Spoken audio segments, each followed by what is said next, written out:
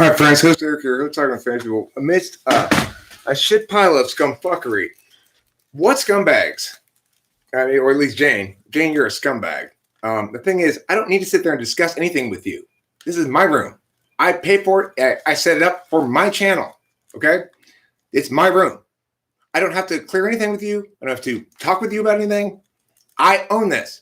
You are trying to hijack it right now. Right now, she is currently changing the billing information to put her name and her card and stuff. It's not very expensive, right? The only advantage of the TWFP 1 and 2 rooms is they have all the metaphysical equity that I have caused them to have because I created them. Sure, those people occupy the space, but that doesn't mean they have squatters' rights to it. Anyway, I'm frantically emailing Whereby right now, trying to alert them to this malfeasance, and I do not want to change my credit card information. These are my fucking rooms.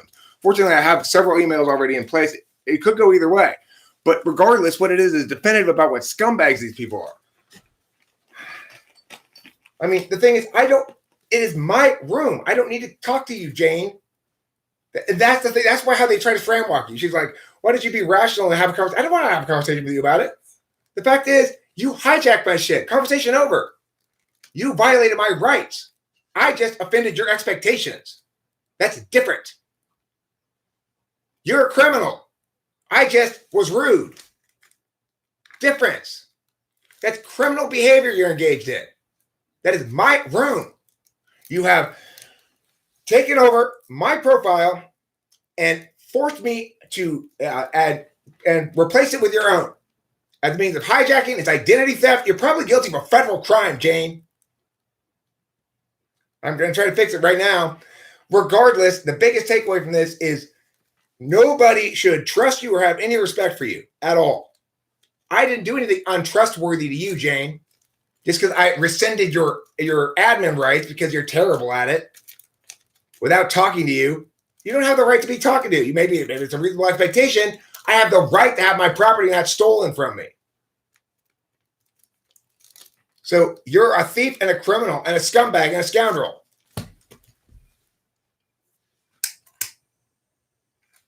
For now, everybody knows that Jane's a thief. Jane's a thief. Everybody knows that now. She's a thief. At least an attempted theft. Yeah. She currently is in possession of it. She currently is in possession of stolen property. Whether or not this will persist or not is another question.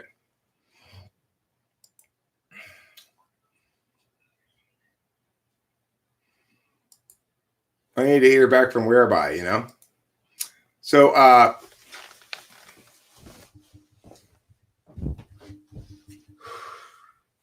hopefully I can get this thing straightened out. The one big advantage I have is that they're called TWFP 1 and 2 because they link to talking with famous people. And I don't know, I've got 2 people here. I should probably just archive live stream on the archive channel. I'm surprised I don't have more people here, you know? What? This is on TWFP. I just thought because it's drama, I just want to do it here. Yeah. But it seemed appropriate to do it here since it's related to this sort of era of thing. Mm-hmm. Finishing off this era of thing. Where are you thinking of switching to? Are you thinking of switching it to a different? No, I'm not thinking of switching at all. I'm hoping to win this battle with Whereby. However, if I should lose the battle with Whereby, then I'll just have to write it off. I'm not going to go try to start a new one and compete with them or whatever. Then they will successfully hijack my rooms. But the nice thing about being obviously victimized by a crime is nobody has any respect for them anymore. Right? No. It's hard to respect them. It's hard for them to make any moral claims at all. Fucking Jane or Becky or whoever wants to have a conversation with me about something, fuck that noise. Fuck those scoundrels. They did wrong things. Becky emailed my dad, defamation of character, actual wrong things. I only told true things. I didn't do anything at all to Jane except revoke her admin power that I gave her. It was mine that she served at my discretion. And she used that trust to steal my shit because she's a thief. Exactly what I'm saying. Now, will I be able to get it back? It's still up in the air. I don't know. It depends what Whereby does with it. Once he changes all the billing information and credit card information and stuff, then it becomes, more of a challenge because it looks like it's hers. But they should have some record of the fact that she just changed it. Anyway, I emailed them my email saying this is happening. I need help urgently, like immediately when it happened. And I just emailed them prior to that too, saying this is what's been going on. I'm going to change it back again to me. I need you to change the phone number onto my phone number. The admin I had earlier in an earlier email said I don't trust the admin anymore. I was in the process of doing it. This is the thing, Hambone. Should have shut this shit down. That I was in the process of doing exactly that. I already removed all the members from all the rooms. The problem was there was a part where it had the billing information. I needed to scroll down to see. I missed it in my first go through of things to change. And that's the part that she had her email there. So and when I changed it in the profile, it changed. You can change it in the profile. So it automatically updates it, I guess, in that section. But she had the rest of the information in hers. And I don't know what happened exactly. Somehow I managed to do a poor job of shutting that shit down. But it was not for failure to attempt to do so. And I'm hopeful still that I'm going to win this war. But if I lose it, then I lose it. I mean, I lose the raw rooms, not like. Well, I mean, that's the thing, Hambone. It's kind of win-win no matter what for me. Because if I win, the fight, then I win. If she wins the fight and actually manages to steal my thing, well, then I will just, everybody's going to be very well aware of the fact that she's a thief. You can be fully cognizant of that fact. Okay. So, one might argue that, well, it's like, it's a monthly service. She's taking over paying for it. So now it's hers.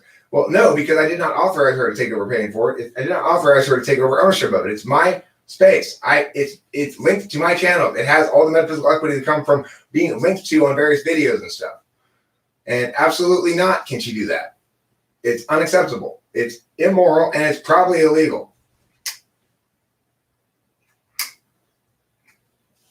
But what do you expect from these fucking people who want to talk about being? I was in there, want to have a conversation about me being mature. Fuck off. I don't care about maturity or anything else you say. You're a criminal and you've committed crimes against me, so fuck off. Just showing her true colors. She says Becky's her best friend. Well, you two deserve each other. If you win this battle, then I don't want to be with anybody who wants to hang out with you anyway. So I don't even want to be affiliated with it at all. I'd like to get rid of the TWFP name on the channel, on the room. So obviously I wouldn't be able to do that if she wins the battle. However, hopefully, whereby it has some sense in their head, and I can send them links to this video, for example. In fact, I will. Hey, whereby sport person, I'm gonna actually I'm gonna make a separate shorter video. I'm gonna upload it to all channels, and I'm gonna send the whereby person links to them to establish the legitimacy of this, and I'll show like videos that I've taken from those rooms and stuff back when we had the Raw channel and such, and say this is my shit, and that should win the argument. It should win the battle, and I should be able to get back in control of rooms. If it doesn't, well, I can't win every battle. And that's what these scumbags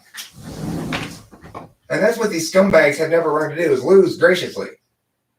They've never learned to lose graciously. They think they're above everybody else and never have to lose a point. They're scumbags is the point. Do I want to engage with them about it? Absolutely not. Does that make me a coward? Absolutely not. It makes me unwilling to be frame-walked in the fashion they want to frame-walk me. There's nothing to discuss. They're just going to try to dissemble and mush it out into something other than it is. There's two exact things that ought to be considered about it between any of us, and only two. Becky emailing my dad like 5 times, and Jane trying to successfully stealing my whereby rooms. As in thievery, as in thief. So, those are the only two things that matter. Everything else you want to talk about, I don't give a fuck what you think about it, me, say about me, whatever. You're guilty of actual wrongdoings, and I'm not. They can drown in it exactly. I'm not going to spend any time contributing to it. I'm not going to talk to them about anything. They're persona non grata.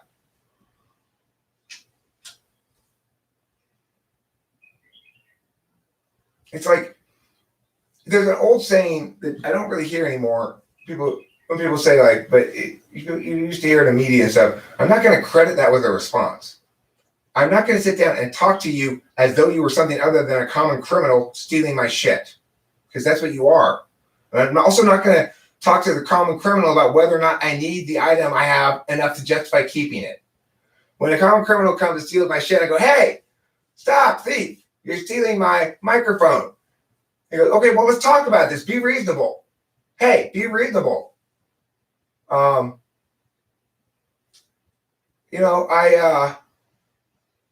don't need that microphone as much as I do. Fuck off, thief. I'm not going to have that conversation with you. It's ridiculous. It's obscene. The notion that I have to justify keeping my own possessions.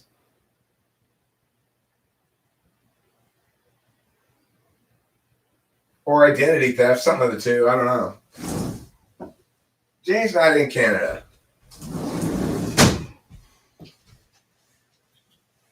But the point is, it's not like they're going to get away with it. Fucking thief. One way or another, they're not going to get away with it. They may win, in theory. They could, if they hustle. If they hustle whereby people hard enough and try to convince them of their bullshit, then some bullshit, maybe. Yeah, but Becky is not the one who did it. It's Jane. So I said Becky's best friend, because she calls herself that, and there are two peas in a pod, obviously.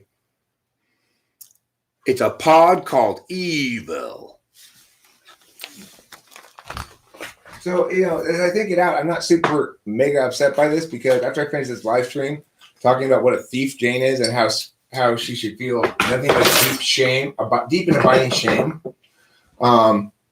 After I get all that out of my system, then I will go make videos for the other channels saying this video is primarily for the whereby person. I am verifying that the TWFP is talking to people in my rooms.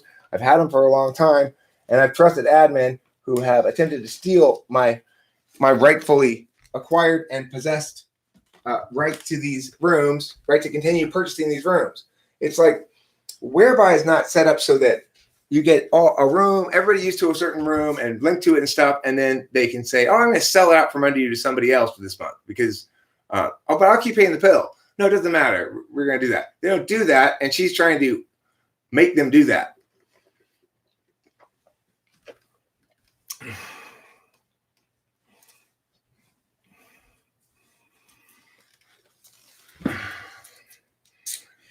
Boo-hoo, somebody hurt my FI, let's destroy their life. I mean, yeah, you've got to learn to lose graciously. You've got to learn to accept defeat sometimes, because you're not going to cross certain lines to get even. That's the thing. I get plenty mad at people, but there are certain lines I will not cross to get even. Everything I do is legit. If I'm going to talk about somebody online, I'm going to say only true things. And I'm going to probably withhold a fair amount of things I think are not fair for me to say. Because I'm checking myself against a moral standard. Obviously, Jane isn't, or she wouldn't steal my rooms. She wouldn't be a thief. I think she did. I can't log in anymore. She did. She deleted my whole Whereby account. In other words, when I try to log in with my Google account right now, it says there's no such account. So, in other words, she's removed all record of my email address and anything about me from the Whereby account. That is theft. It's absolutely theft. But the good news is I have a paper trail of emails in which I indicated I don't trust the admin. I need to do this, blah, blah, blah, blah. There's a lack of trust. There's a lack of trust in whom?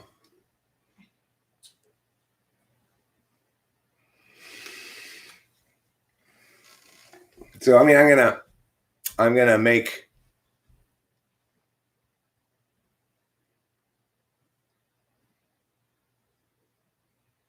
it didn't show the card number, actually. It just showed the last 4 digits in the thing. Yeah, I should. Well, my Google Mail should be fine. I don't see how she could possibly have the email to that. And even if she did, I have 2-factor authentication on with my own phone number. So, I'm quite confident my Gmail is safe.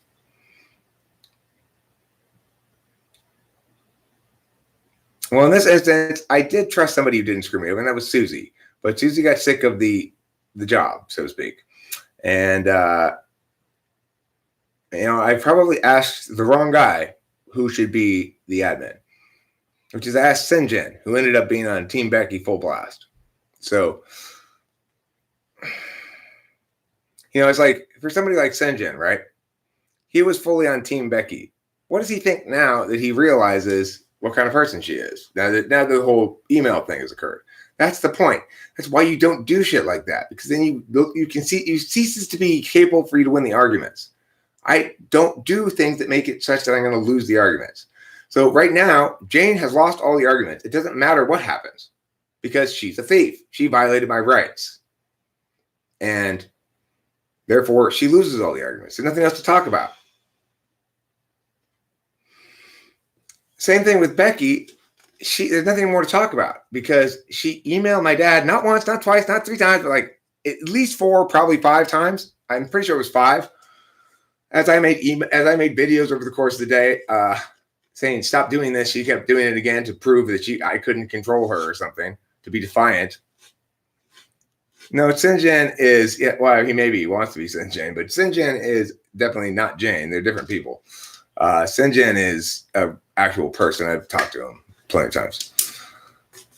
Drama S100TZ, Sloots. I mean, here's the thing. I don't seek drama, but I don't hate it, and it seems to find me. I swear to God, I don't seek this shit. I'm just, the thing is, I guess the problem is for people who are scoundrelly in some sense,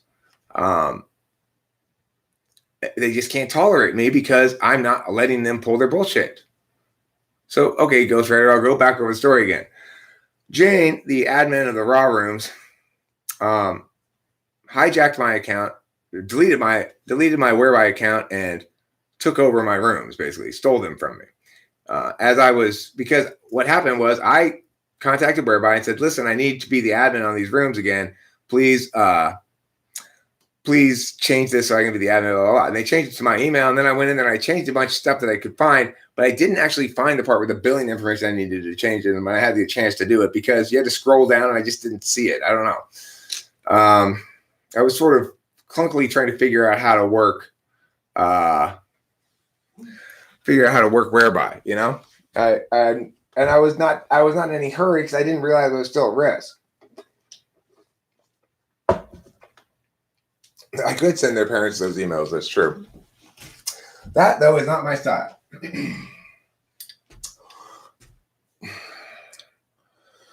Well, because it's like, look, lots and lots of people have attempted to do that in the past. They've attempted to start a new room and siphon off the people from the Raw Room. Now, in the past, and I presume, I don't know what's been going on in the last 6 months or so. Really, I haven't been in there much. But prior to that, those attempts all failed. People kept coming back to talking in the family room. Maybe they'd siphon them off for a day or two. When I was in there, they'd come back because whoever else it was that was trying to be sort of anchoring the room was less desirable to be around than me. And that's the bottom line. But as to why now are they trying to take over these rooms? Because they're spite monkeys. It's a way that they can hurt me. Becky has been in Jane's ear, talking her into finding justice through this thing. Becky's entitled to no justice because I've wronged her in no way. But she doesn't want to define wronging in any meaningful sense. And so as a consequence, she's still probably convinced that I've wronged her in some way. And of course I haven't. I've done nothing except tell the truth and not allow her to get away with defaming me. And about Jane, I've done nothing wrong to Jane. I didn't inform her that I was removing her as admin. That's true. Because I had heard well by then that she was deeply embedded in Becky's camp. I didn't want to have that conversation. That's my right. I don't have to have that conversation. This isn't a matter of advocacy or position statement where I need to defend my claims. It's a matter of property rights. I don't need to defend my claims in this area. I don't want to. I don't need to give you reasons for removing you as admin. I don't need to give Becky reasons for kicking her out of the room. I don't want to do those things. There's no reasonable expectation that I should. I shouldn't talk to either of you because, frankly, you're scumbags, and I know I'm not going to get anywhere with you. You would love to engage with me so you can dissemble and try to make this about something other than your crimes.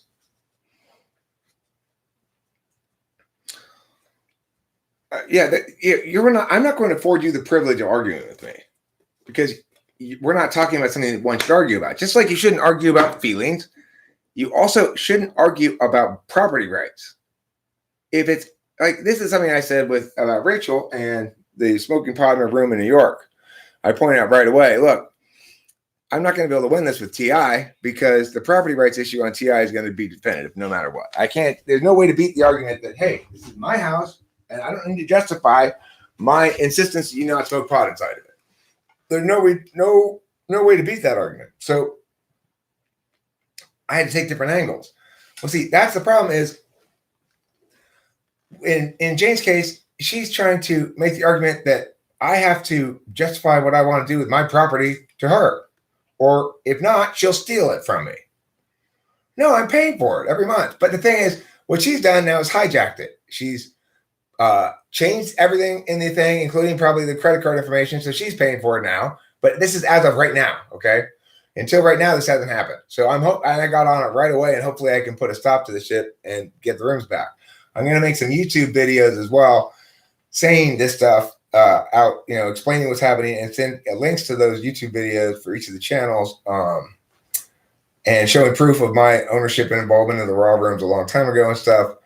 I'm going to do all that stuff after I finish this live stream. I'm going to send those links to Whereby to make sure I get the room back. I mean, they think they're still fighting against me. They don't understand. Becky, as soon as she emailed my dad for the first time, became persona non grata. I only argue with people who I am willing to have in my life. Otherwise, I excise them completely. There's no reason for me to have these people in my life at all. Now, like Rachel's got some people in her family who need my foot up their ass. Why? Well, because they're part of Rachel's family. So they're here for the long and the short of it regardless. And I don't want to have solutions that don't involve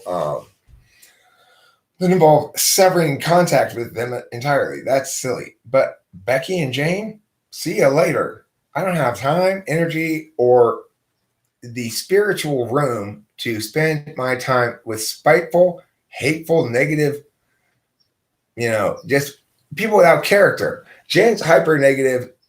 Becky's has no character. Jane obviously has no character either. And they're both incredibly spiteful.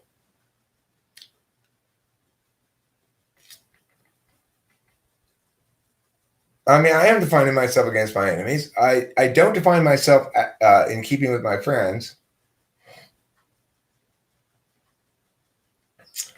In other words, I don't point to the fact that I don't think that the goodness of my friends represents anything positive about me, but I do think my opposition to evil represents something positive about me. That's a good observation. Horseman word, very good observation.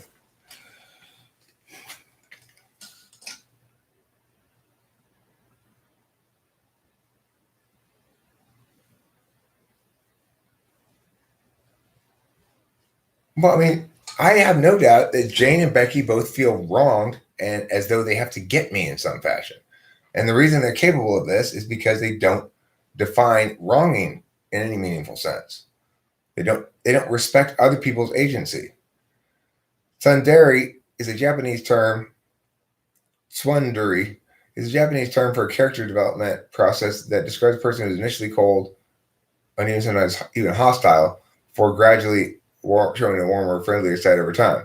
So this is the opposite of that, right? Tsundere. This is the opposite of that. This is people who show themselves initially warm and readable and become gradually more and more hostile and spiteful over time and make you into an enemy.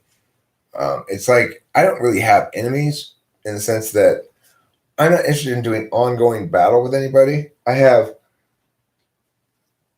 in the wings ass kickings. I have ass kickings down the road that are due. But for people who are truly enemies, like these two, especially since they haven't, neither of them has meaningfully caused any measurable concrete harms to me. I just don't want to deal with them at all. If I had to deal with them at all, I would. Brandon Esteban says, why aren't the fake 5G installers on lockdown? I went to the hospital and no one was there. It's fake as fuck. I know. There's nobody at the hospital, right? Mm-hmm. There's nobody at the doctor's offices. Did they say it's fake as fuck? This guy person did, yeah. Yeah. That's how I felt yesterday. Like, I felt like they had to tell me, thank you for waiting. Right. When I knew, I was like, there's nothing going on. It's staged. So anyway, the news, for those of you who haven't heard it, is Jane has hijacked my identity / stole my Whereby rooms, deleted my account in Whereby so that she's the proprietor of those, changed the credit card information so that it seems like she's the owner of them. She's a thief. And just like Becky is guilty of defamation. And it helps us to remember, well, the thing is, I initially had her as admin. I didn't want to, the only thing that was linked to me was the credit card. I didn't want to talk to her about it because I knew she was in Becky's camp. So I just went straight to Whereby and said, hey, I want to change this, blah, blah, blah. For some reason, the rooms that I pay for aren't under my profile, whereas the free room is. I'm not sure why it wasn't under my profile initially, except I guess I had to make it under somebody else's profile to have them be real admin. Anyway, then when I got control of it back, there was a section I should have changed when I had the opportunity to, but I didn't see it and I missed it. I guess I didn't really think I was at risk for her hijacking it again back. I didn't understand that was the case. Or maybe the Whereby person should have changed all that information or something, or maybe reminded me to do so. I don't know, but regardless, I'm not trying to find any blame here for anybody, including me or whatever, except the bottom line is I did have an opportunity to prevent this and I failed to do it. So now I'm going to have to try to have it undone. No, this is not either. It actually isn't even, well, I guess it's a slightly raised freckle. It's more of a freckle than a mole. I do have mole. I have a big one on the back. Not that big, but, actual size mole. This is more like a freckle. It's got just a little bit of shape to it. It's mostly just flat. Keep wiping it. Well, that's because you need to make sure you get all the poop off your butt, Ghost Rider. The hashtag film our hospital. Everyone's filming their hospitals and it's a joke. Of course it's a joke. It's not a joke though. It's a panic attack that now that this coming, tidal wave of hospitalizations isn't happening, how are we going to deal with this? Is it just still a few days away or what?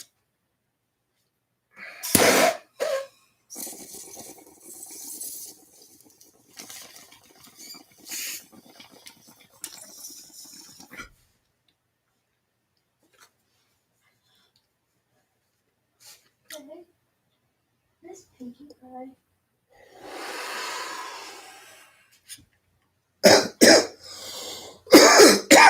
I just did that same sort of thing again where I try to stand him up on something.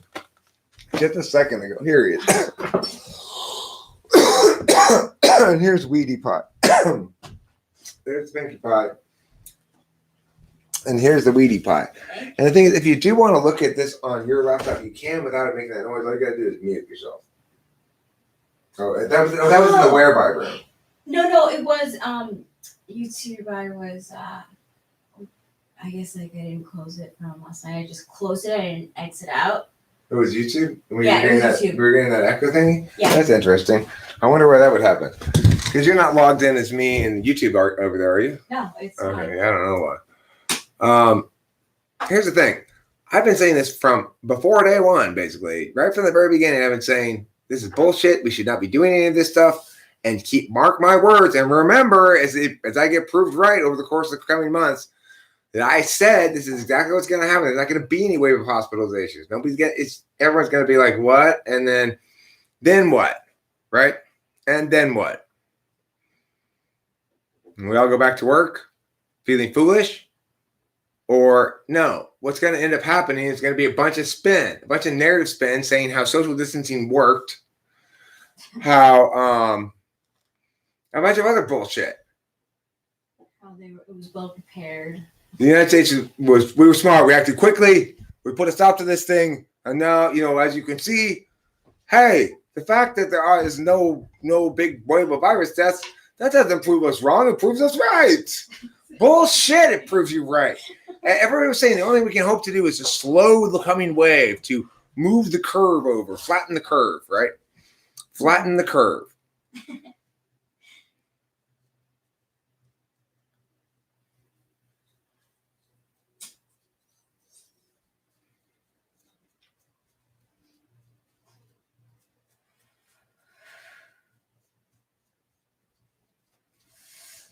I'm sure Jane's point is going to be, hey, I could have done that at any time, Eric, but I had enough respect for you to wait until you disrespected me, so then I can disrespect you. Okay, let's say I did disrespect you, Jane. You stole something in response to me disrespecting. Disrespect is maybe inadvisable, maybe worthy of disrespect back, but does not justify you stealing shit. Otherwise, thieves would just say, well, I found their fancy house disrespectful to me, so I just stole their stuff. That's fine, right? It's okay if you're disrespected. I didn't disrespect you at all. I just didn't talk to you about this for good reason, obviously. See? Why should I talk to you about it? Because I know what kind of person I'm dealing with. At least I thought possibly. Now I know. Right? See, I thought it was possible I couldn't trust you. So I didn't want to talk to you. I have no obligation to talk to you about it. You serve at my discretion. Anybody knows what happens when a country runs out of money? Countries don't run out of money. It gets stuck in certain spots when people don't work. Anytime you have elements preventing capitalism from happening naturally, 98% of them are going to be harmful to everybody. 2% of them are going to actually make capitalism better by making it less natural. So it's a tricky calculation in general for any kind of policy that's trying to control economics, even if it's well thought out. This wasn't thought out at all. We know for a fact that there's not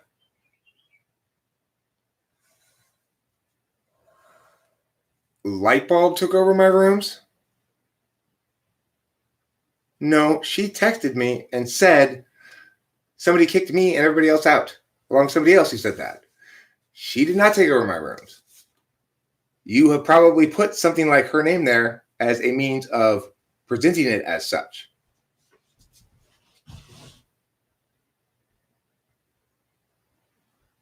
No, Lightbulb did not.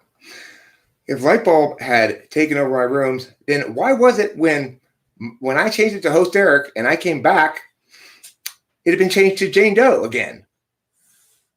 Isn't that your email address that I failed to change it from in time? Isn't that your email address? It's not Lightbulb's.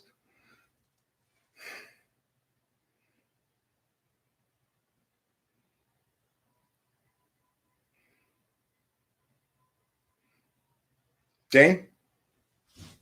Wasn't that your profile picture? It was the same one that was there when I got there.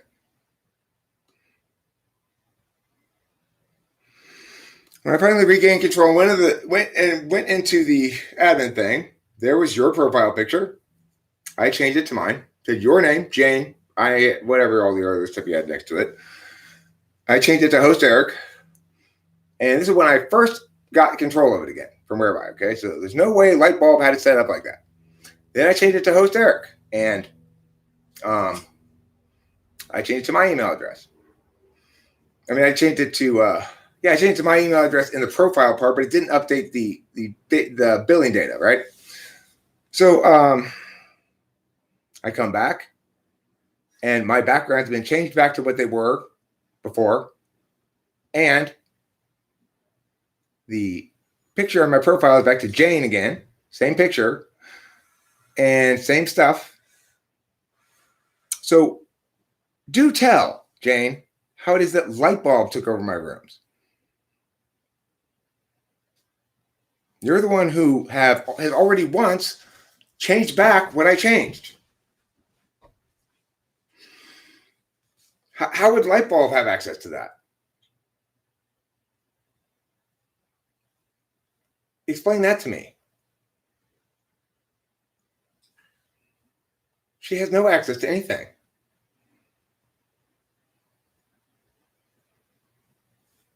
Jane, you want to explain that to me? After all, she's the one who texted me. Let's see what she said exactly. Before this all happened, okay, she texted me the following thing. Where's my phone? Are you charging it? Probably in my jacket pocket.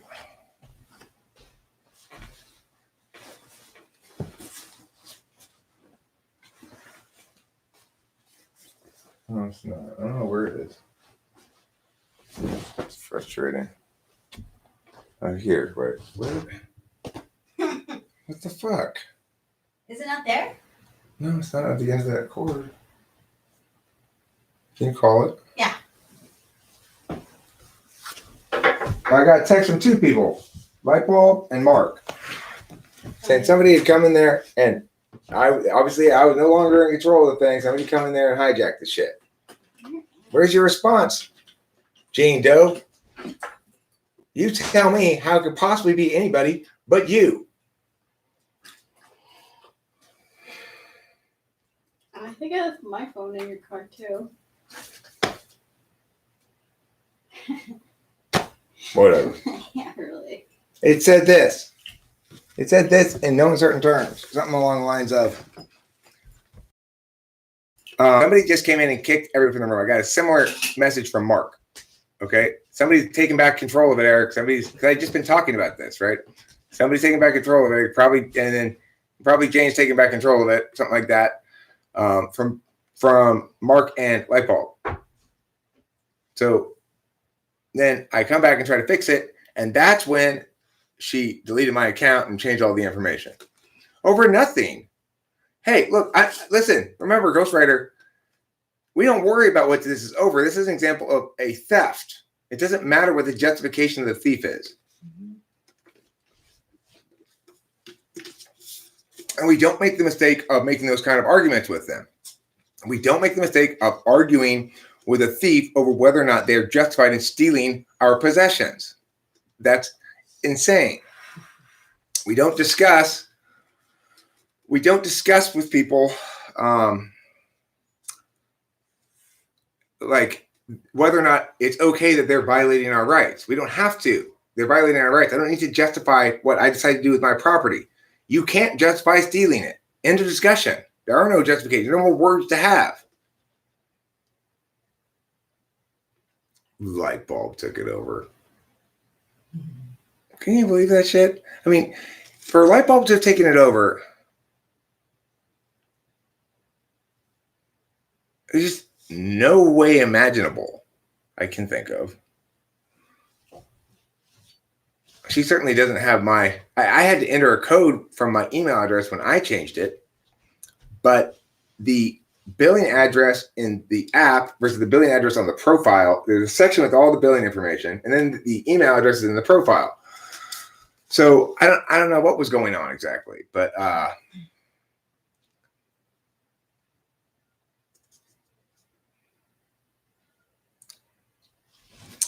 Horse Mom was going to fairly succinctly, okay, I'll come see you in autonomy. I'm going to mute it here. I'm going to actually have a private conversation for a few minutes. Hang with me a minute. I'll be back ASAP, okay?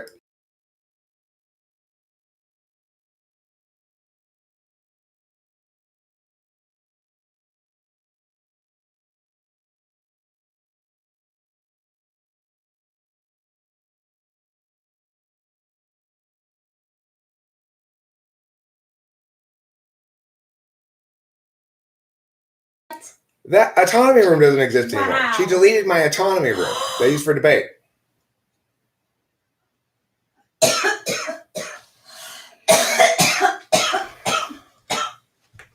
I can't go there, light bulb. There's no more autonomy room.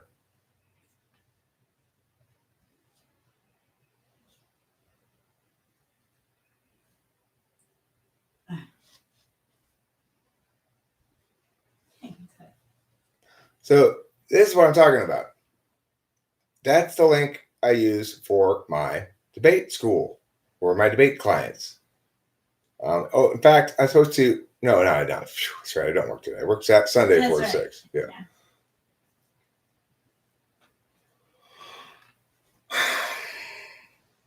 So that's what is known as a scoundrel, a spiteful scoundrel who's doing wreckage to my shit because they feel justified because they've I don't know why. Whatever justifications they have, it doesn't matter, right? It's not okay to steal. It's not okay to delete my autonomy room. It's not okay to email my dad with defamation of character, which is what Becky actually is guilty of. It's a civil offense, not a criminal one. But regardless, I never was guilty of anything of the sort about her. Telling the truth is not defamation.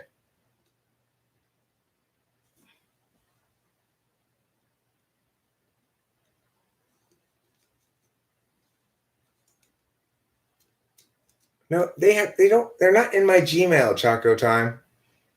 They are not in my Gmail, okay? I have two factors. I have two-factor. No, and I don't use this. I was still trying to figure out the fucking app. The thing, I was in the process of dealing with all this shit, trying to figure out the app and how it works. And that's when she was in the process of undermining my progress in it. So I don't know. It's like, I'm not sure what happened exactly tech-wise. But I know she's not in my Gmail. There's no way. But I will change my password anyway.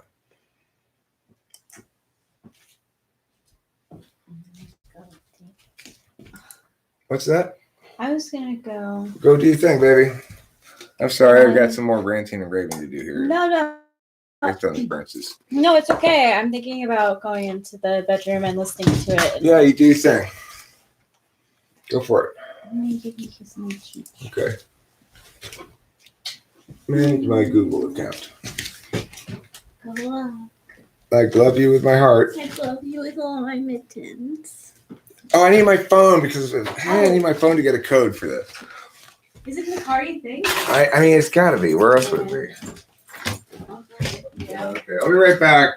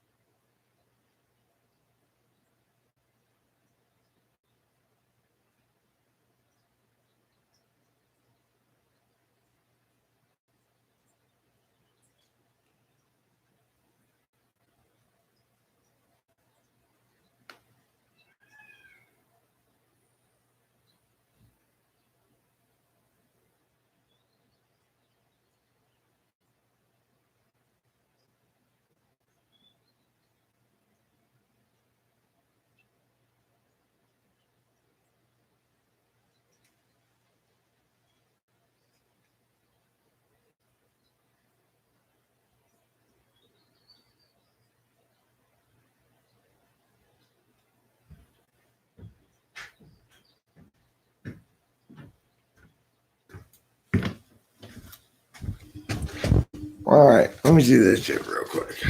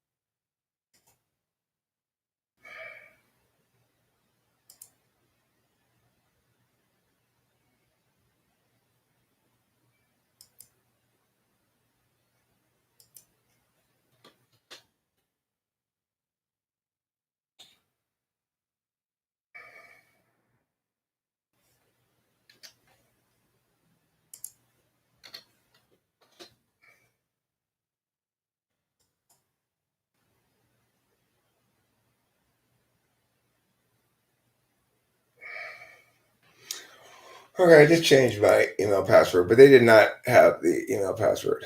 Is the autonomy room working now or what? I can't go there. I have no account. Wait, now. What's going on? Let me mute this here.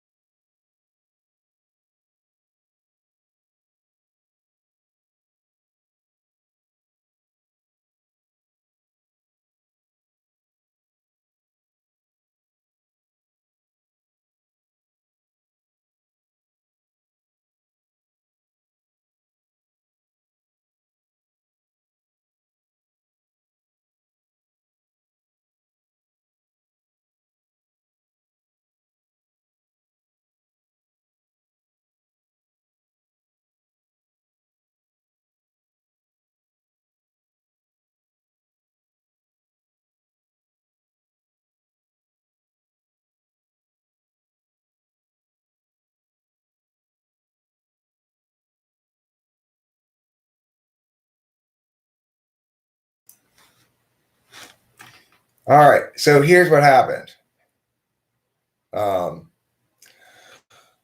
So Jane deleted all the rooms. And yes, it's definitely Jane who took over and deleted the shit. Okay, there's no disputing that. There's no possible way it could be anybody else except in theory. The only other like admin info stuff that might have been somebody who could have done that would be Susie. I'm not accusing Susie at all. I'm not saying Susie had anything to do with it. And in fact, I'm quite confident she didn't. And there's no way. Because here's what happened. She deleted all my rooms. Jane did, or Becky, or the two of them, or whatever. Somebody in that camp did. They stole my shit and then deleted all my shit. And but somebody informed Lightbulb that they had done that, and Lightbulb swooped in and bought them all. So just what I said, Susie. I'm not even remotely accusing you. You're saying the facts are there's only two people who had the power conceivably to do that. And I am quite certain of who it was. It's the person who, when I changed the profile from Jane to Eric, changed it back to Jane, not to Susie. And Susie, I understand you're a person of character. You and I have had our are spats, but I've never accused you of not being a person of character. And that's the thing that matters. Okay. Well, because Lightbulb bought them. So as soon as they deleted them, she was informed by somebody else who was, I guess, playing both sides that they'd been deleted, and Lightbulb bought them. Now, note, it is not possible that Lightbulb could have deleted them. And so when Jane came in here and said, Lightbulb took over your room, not me, dumbass. Okay, I guess there's a certain technical truth to that. You're right, Jane. You didn't take over my rooms. You stole them from me and tried to destroy them. That's different. You're right.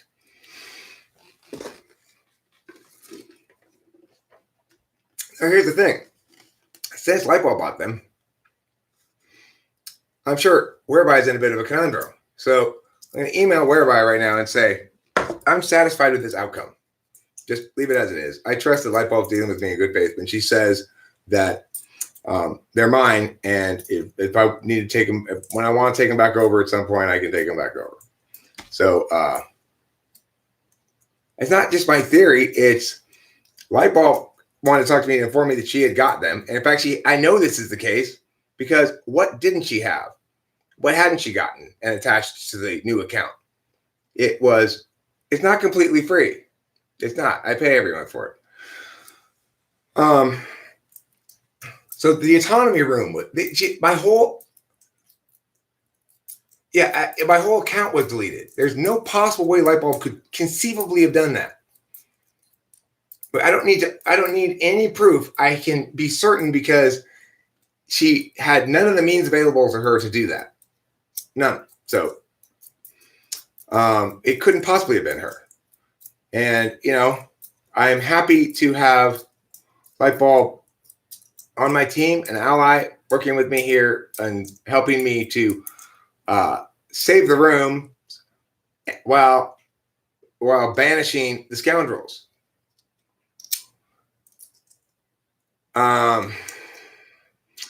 So good. Thank you, Lightbulb, for that.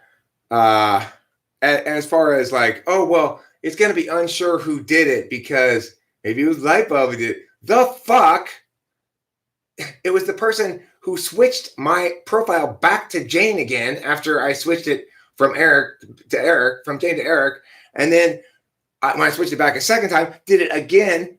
Then it was the third time I switched it to host Eric that she deleted my account entirely and my channels and everything. It couldn't have been anybody else.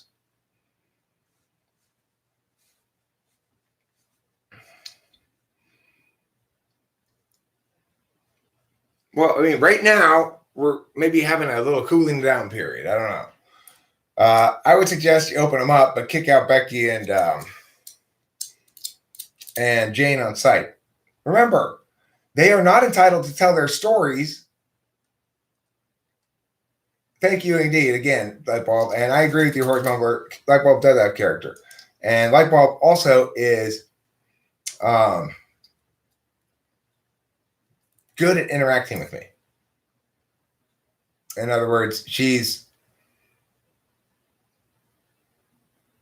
an intuitive. She's got a nice crispy eye. I like it. So anyway, the thing is, Jane was not a choice. Jane was a choice of expediency, so to speak. But I did not, prior to this shit happening, actually have anything against Jane. I just didn't trust her enough to talk to her about it ahead of time. I was just going to make the switch myself without talking to her about it. Now, I got accused of being immature in some fashion. Well,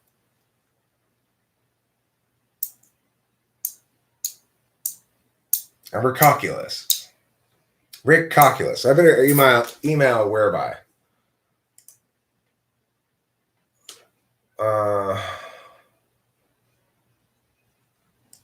Whereby.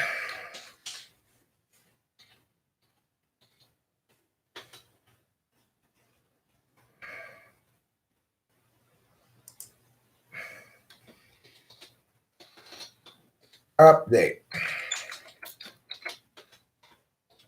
Okay, so this story has a ending at this point. An ending sort of. The admin, who goes by Jane, took over the account again, and this time deleted the whole account, including all my rooms.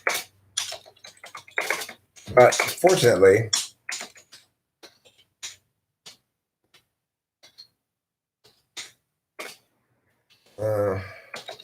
only goes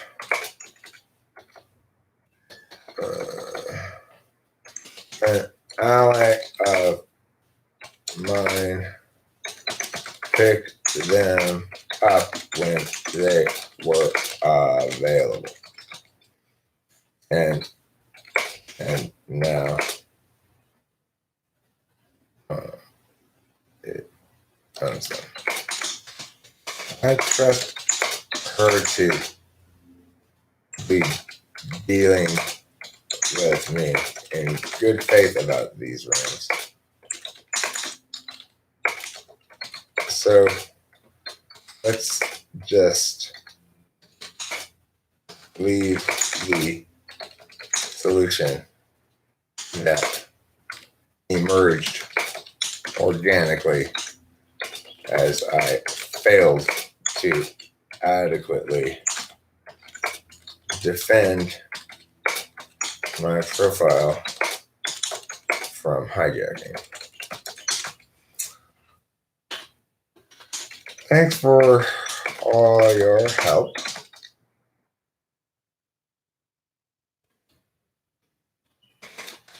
Eric Strauss.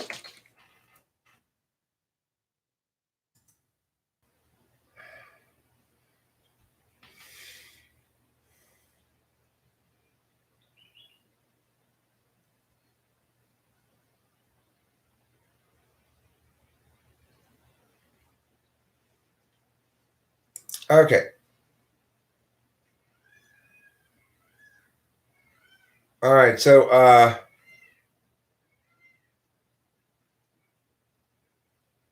mean, look, Oren, this community doesn't turn to shit so easily. What this community does is it draws out from people their evil if they have it in them, because it's very much the sort of thing where accountability is kind of the norm. If I'm wrong, people are holding me accountable all the time. If they say something wrong, I'm challenging it. No, you're wrong. But most of the things we're talking about are abstract positions. It doesn't really matter if you're right or wrong about them. It's just your position. It's not an action that requires condemnation of you as a person, and it requires condemnation of your character. I'll put the link here, whereby.com/TWFP2. It doesn't link, but there it is. It doesn't make blue. I don't know why. But you could always copy and paste it or something. All right, so it's time for me to pull a celebratory bong rib. I'm relieved to have this shit resolved. I'm happy for Lightbulb in the mix. Without Lightbulb in the mix, who knows what would have happened here? Because, you know, it's so fitting that the ultimate winner of the whole thing be an INFJ. As these various warriors are going to battle, right? Like, Becky's I'm gonna call a spite orc, like boss level orcs of the spite army. Jane's like, you know, a ninja. Doesn't make it's like ISTP ninja kind of thing, right? I'm like Tsunade. I got a lot of tricks up my sleeve. And Lightbulb comes in and wins the whole thing. Fortunately, I was on the right team, you know. Don't side against the INFJs. Don't be on the other team of the INFJs. Oh, I gotta go join that room? I will be around a lot more now, for sure. Now that the thing's been decided in my favor one way or another. Um, right. So it's like I can think of there's a scene in a movie that's kind of reminds me of that. I think it's like everybody's fighting, and one of the one guy who isn't fighting just sort of walks over and gets the thing and walks away with it. You know, like why are everybody here? We're gonna just grab this thing we came here for. So that's an epic INFJ move. I mean, Rachel did that too, except instead of rooms, she got me. Rachel did the same thing, but exchanged getting the rooms for getting me. No, she's. I tell you, Becky does not deserve to be called Spork. Spork's too good of a thing. I might call Rachel my little Spork. Spork's a good thing. Sporkives. Why is there not a Sporkive? It's a spork with a knife on the bottom of it. I'm sure there is, right? We should get some. Let's get some Sporkives.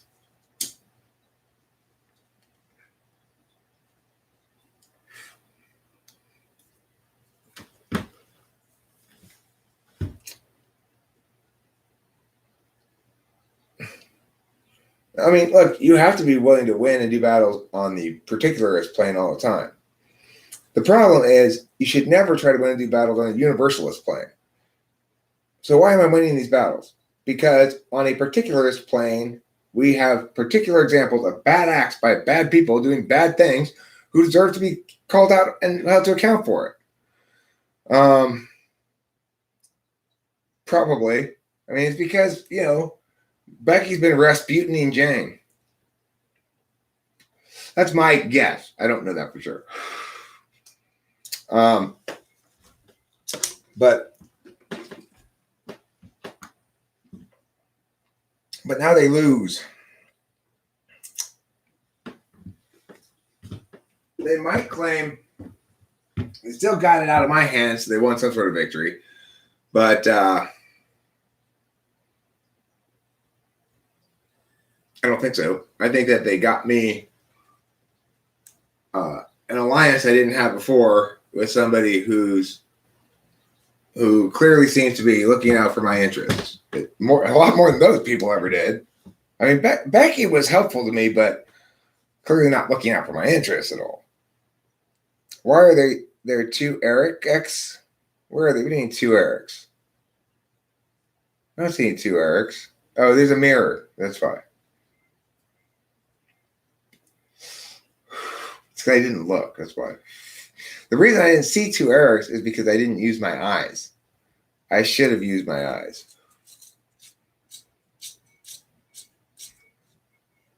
The Boyle's reaction. Martial artisan, surprised, not surprised how destructively spiteful the Boye's reaction was. Who's the Boye?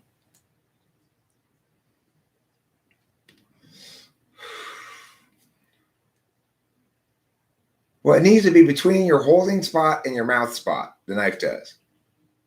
Which does make it a little bit of a dangerous operation. Sporves is a spoon knife combo, but I want all three in one. Sporkives. Oh. Well, here's the thing about bullshit like this. This is why bad acts always, I didn't ever understand it, and I still don't understand it, frankly, as it played out in Empire Strikes Back. But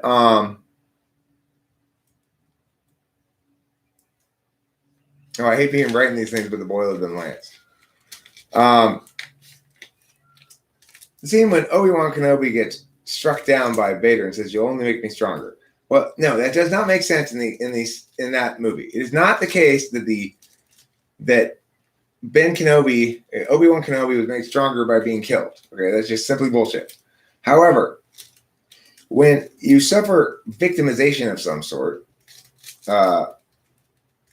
and it's involved in other words, when your opponent makes a bad move like this, game over. Now I've won all the arguments. I've double won the arguments if in fact she had somehow operated to retain possession of them. I think what happened is I made a video accusing her of stealing everything. You know, but actually, she deleted my account before that. Like right away, as soon as she got control of it again the third time, after I switched it back, third time, she deleted the whole fucking account, all my rooms.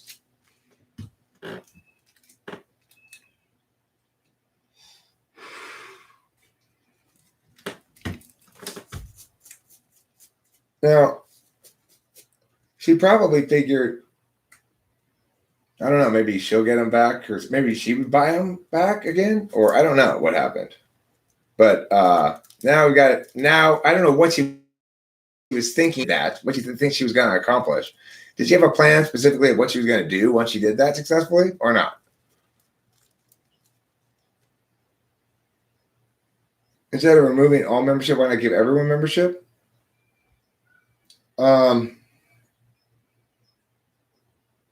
Because look, there's always a dynamic of like new people coming in, and there's always first of all, when people get kicked, they get very upset about it. They get very upset. I hear about it a lot from people. And that's one of the reasons why I kind of wash my hands of the place. Is it's a nest of trouble. I don't think Lightbulb really wants responsibility for that aspect of it either. It's a nest of trouble. There's a lot. It's like managing a camp full of umpty young adults. Like Courtney used to come and tell on people to me all the time. It's like, Courtney, will you stop telling on people? What do you think I am? Some sort of like rule enforcing authoritarian guy in charge? That if I go and wag my finger, then they'll have to stop saying that thing. You know, I don't like how he talked to me today. Don't talk to him. I don't know. I mean, what did he say? Is he really is he crossing lines or not? Well, he said I was wrong with me. Too fucking bad. Well, I mean, my rooms got stolen and deleted by Jane. But fortunately, Lightbulb bought them up right after they were deleted and they were available. And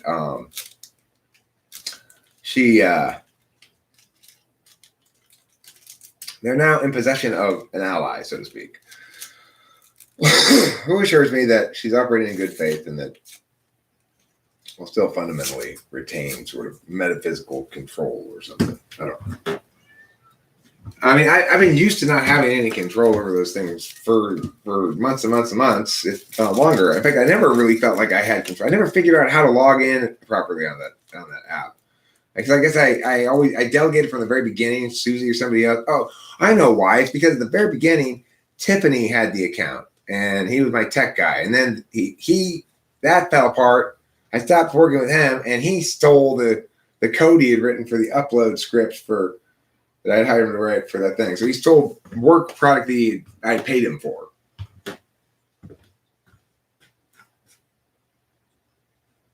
At that point, Susie and a couple of other people, Casual INTP, they saved the day. A couple of INTPs saved the day by independently figuring out how to do it. Now, granted, they hadn't done it. They never did figure out how to do it quite as well as he had it set up. He had a pretty slick little system. But DWFP OGs are not to be regulated. The thing is, I'm not trying to regulate people. The problem is, the bottom line and the truth is there are competing vectors to consider here. On the one hand, I am strongly in favor of and support a community that is very open to diversity of personality. I'm talking about, obviously. It's the only group that makes sense to really talk about as a group is personality type, because we are in fact different species of personality. And the thing about a species is no matter what, every individual of that species has the same basic genome. Metaphysically, that's the case with type.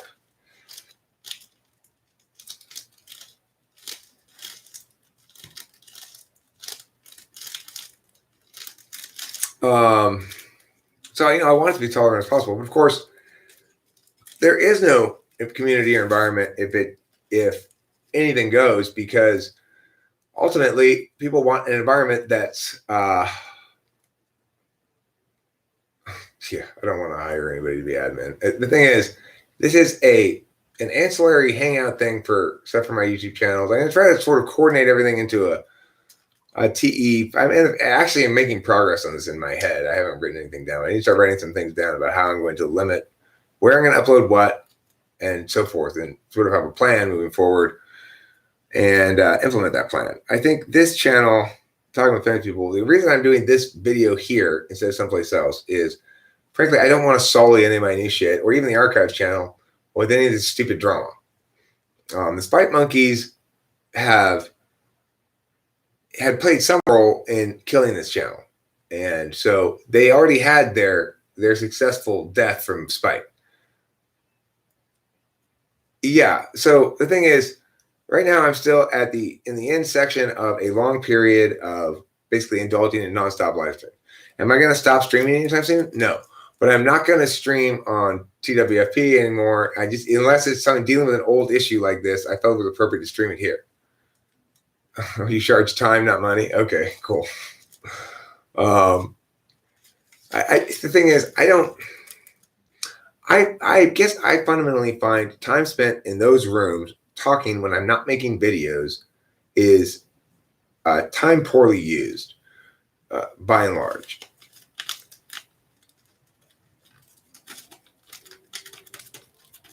Yeah, some people are, but I try to give everybody the benefit of the doubt and afford everybody a presumption of goodness. If then they prove themselves scoundrels, so be it. The thing is, this has got to be Becky and Jane's way of burning bridges entirely, because there's no way they're going to spin this as being somebody else. It was Jane. That's it. It was the only person who could possibly have been doing it.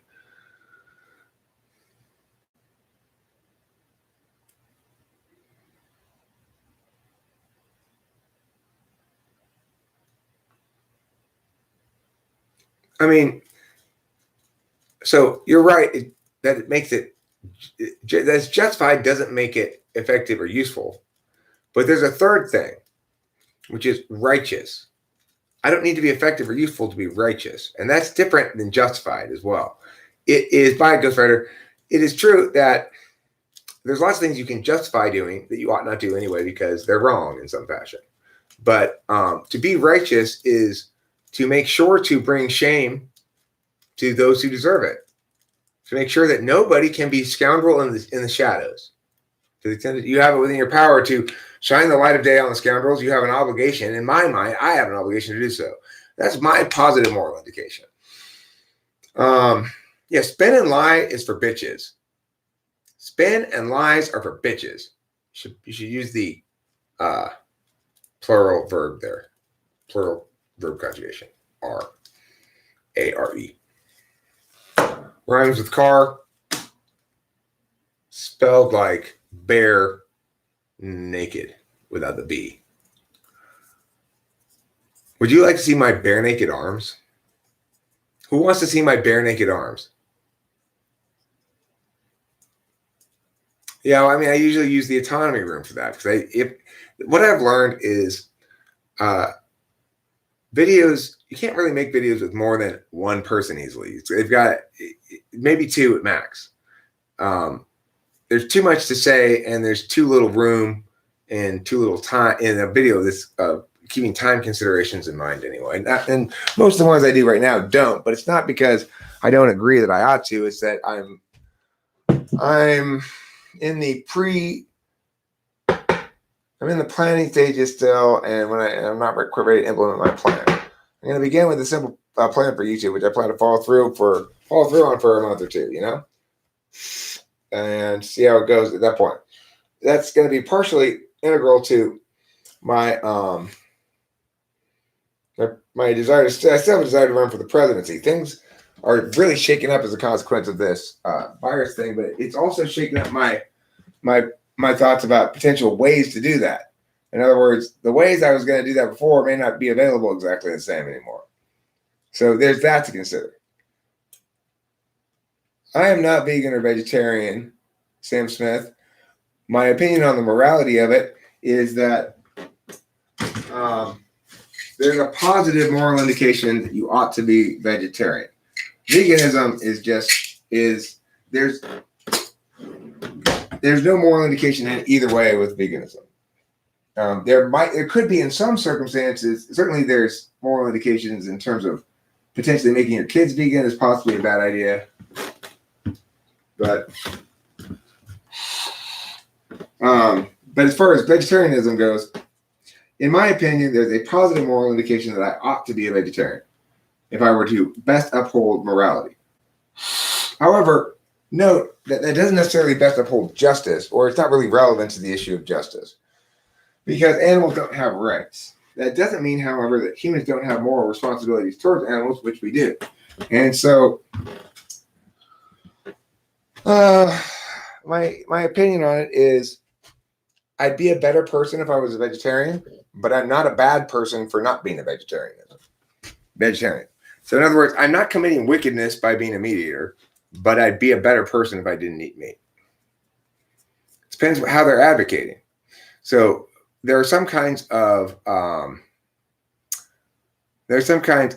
advocacies that are self-righteous or incorrect, which are to say, usually those are advocacies where they're generalizing particular solutions to work for them and assuming that the reason these solutions worked is because they're universal solutions, when it's really the sort of problem for which there are no universal solutions. Those are the ones who offend me the most. And that's not just for veganism, it's for all dietary stuff. Because any dietary book you read about the new dietary revolution and the importance of eating this and the importance of, that's all bullshit. It's all entirely bullshit. So you should put no weight in it at all. And you should shame wag your finger at people who advocate that kind of stuff, because it's so misleading. It's like, to the extent that any of these sort of changes in diet make a big difference, it's entirely placebo. As far as the actual difference made, that may be a real difference, it's very small, very minor compared to. And the thing is, we have clear indication of things that actually do something and things that don't, right? Like, if you want a mood-altering substance, you should take alcohol. Try that. That is something you see what it's like when something actually changes your mood. Now, they might have some sort of herbal supplement called like kava or something, and you eat that and you get this sort of weird, steady kind of feeling, a little bit different or something. Same thing with medicines versus supplements. Medicines are like alcohol. They're real drugs that do things to you. Or supplements are like CBD. This is a better way. A perfect example is marijuana and CBD. If you smoke enough CBD, you will get something of a head change, kind of. It does something to you. But if you were saying, hey, I need to get high, well, here, smoking CBD is terrible advice. Let's say my medical problem can only be treated by getting high from marijuana. Well, smoke the CBD then. Well, that's terrible advice. It's like, if you don't have a real problem, you just want to gain the benefits of feeling more attentive to your body and your diet and stuff, which you will, no matter if you're more attentive to it by eating more hamburgers, carefully be eating more hamburgers and stuff, it'll make you feel better. If you're more attentive to it by eating more vegetables, it'll make you feel better. More cereal, it'll make you feel better. It doesn't matter what you're eating. Attending to it is always going to produce the results you're looking for if you're dumb enough to pursue that sort of thing anyway, which only somebody who's not FI polar would be, which is everybody but ESTP and ENTP. ESTP and ENTP get this because they don't let their feelings influence their critique of things at all.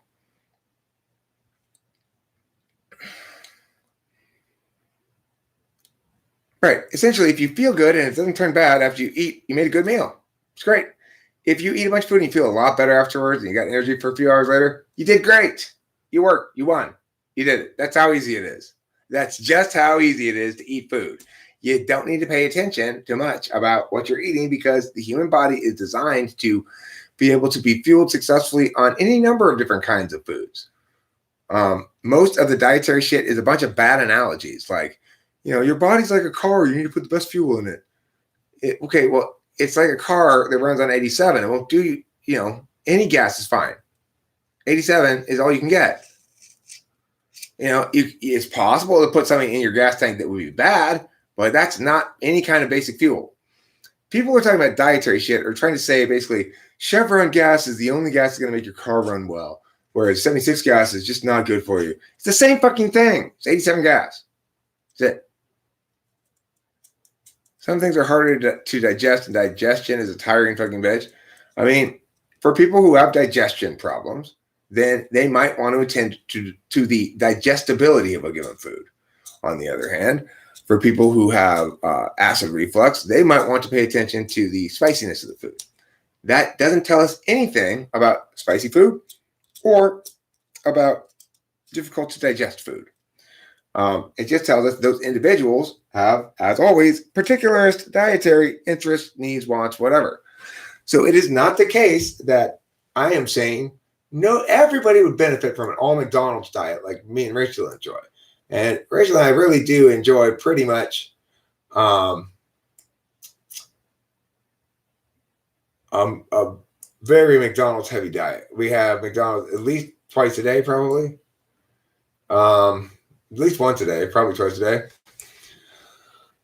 So the thing is, I'm not advocating to you that everybody should have a McDonald's diet, because I'm aware of the fact that the reason it's the right diet for me is because, first of all, I need a shit ton of fat and protein and meat and stuff and cheese because I have very high metabolism. The reason it's the right diet for Rachel is,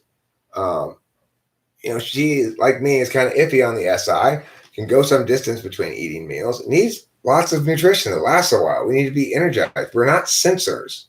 We don't want or shouldn't feel any need to, nor should we ever be pressured into caring about something stupid like eating. It's not something worth caring about. I mean, yes, you want to eat stuff that's good tasting, of course. You shouldn't have bad tasting food. You should have plenty of sugar and salt and fat and stuff like that. Of course, you need all those things. Fats, sugars, salts, proteins. You need all those things. You need vitamin C, and you need some other vitamins and stuff you get from an occasional vegetable or whatever. I mean, but you don't, other than that, it doesn't matter which ones of those things you get. Oh, that fat is so much worse than this fat. No, it's not. Your body's designed to eat whatever and be okay.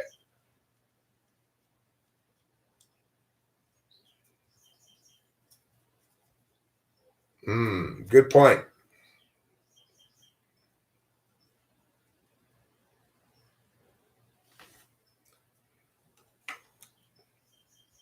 All right, so what am I? Oh, yeah, I don't have to worry about that anymore. Rachel and I were going to go fishing. I was on my way to go fishing when I heard that the shit had happened. And I said, fuck it, let's just go fishing. And I was driving down the street, and I said, I just stopped the car on the street and I said, we have to go back. I got to deal with this. It's stressing me out. And it was stressing me out, like pressing B clout.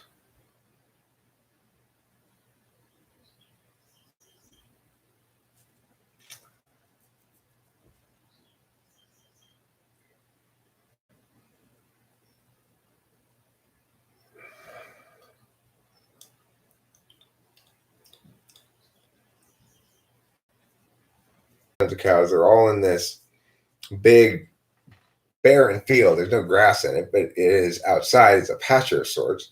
It also has roofs that provide shade for various sections of it, but it's mostly outdoor. Yes, they're in pens, but they're fairly large-sized pens. Like within the pen, there's plenty of room to walk around. They have water and shade and feed. They don't have grass to eat. That's true, because all the grass there has long since been stompled down by generations of cow. This stockade, or whatever you want to call it, goes out as far as the eye can see. But it doesn't look like torture at all. I don't feel, when I drive by, I don't really especially feel bad for the animals, except when it's really hot outside. But they do have shade, they have water and feed and stuff and room to walk around. So,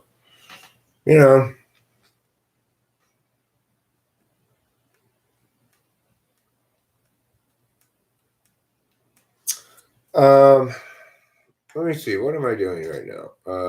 Am I done with this live stream?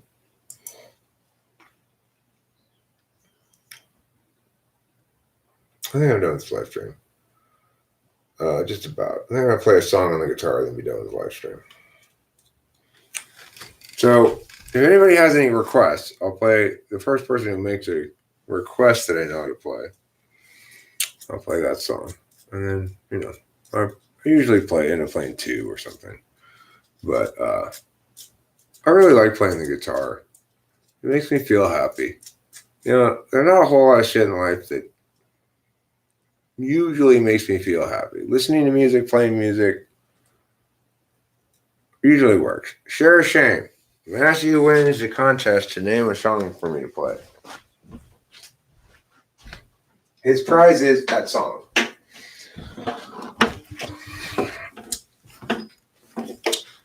Let me pull up the chords and lyrics so I don't hack it. The nice thing about beef is it has very high protein. I mean, it's like you get a lot of pow out of your burger. Well, I need to go on to Mia.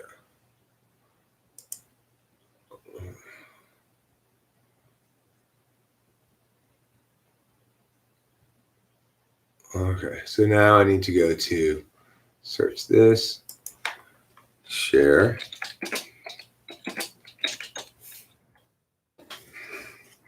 No good comes from, and away we go. So say Zarathustra, so say us all. Okay. All right, friends, this little number goes out to Matthew from Kankan Krishna Sarmabagu. Kankan Krishna Sarmabagu calls in tonight and says, hey, can you play My Share of Shame for Matthew? Sure. Here you go, Kankan Krishna Sarmabagu. Matthew, this is for you.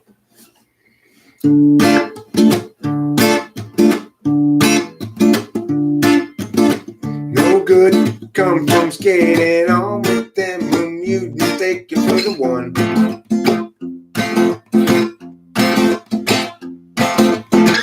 Habituated deep in Tennessee State, was up eventually once your search is done.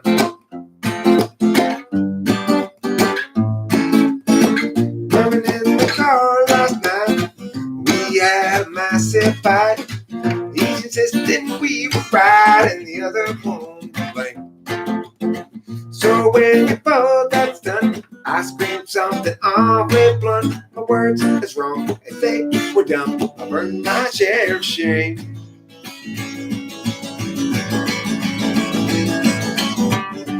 Teacher far from failings, not us doing the name to the wall.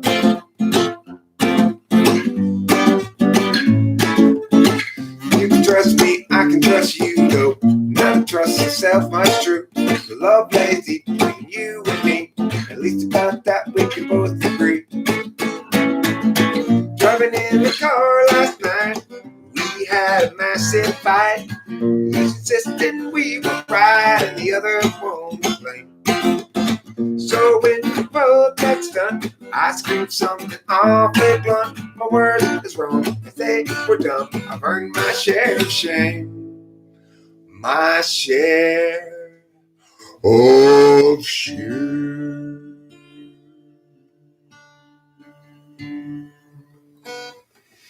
Thank you. That was My Share of Shame by Host Eric and the Westos. Let's see what else we got here in the Live Chateau.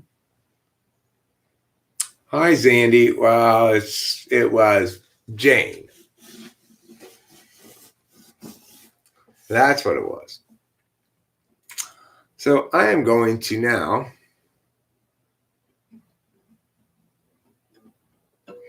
I'm going to play another song. I'm going to play the song called Throwing Shade, sometimes referred to as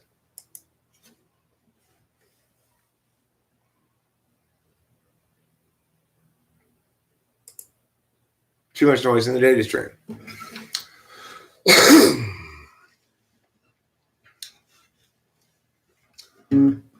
Too much noise in the data stream. Enough. Let me start over. It's got to be like this. Too much noise in the data stream. Loud enough to disrupt everybody's dreams. Frustrations mean mistakes are made until it seems everybody's just throwing shade. I won't be just another casualty of other people's well-intentioned rules. I used to think that some tomorrow there'd be time for yesterday. It's not the sort of thing that one should borrow. No, I'm willing still to lend the day. Uncertainty is implicit, just like an unexpected visit from a bunch of men all dressed in blue suits. I won't be just another casualty of other people's well-intentioned rules. I used to think that some tomorrow there'd be time for yesterday. Well, that wasn't a very good rendition of it. It wasn't terrible. It was medium. How medium can you get? As medium as me. Medium man. The most medium man in all of history. If you order me at a restaurant, the only possible order you can make is medium. You're not sure about that Zandy lady? Jane's not a real name. I don't know what her real name is. If I did, I still wouldn't say it, frankly. Because I'm not interested in... I'm interested in being spiteful, basically.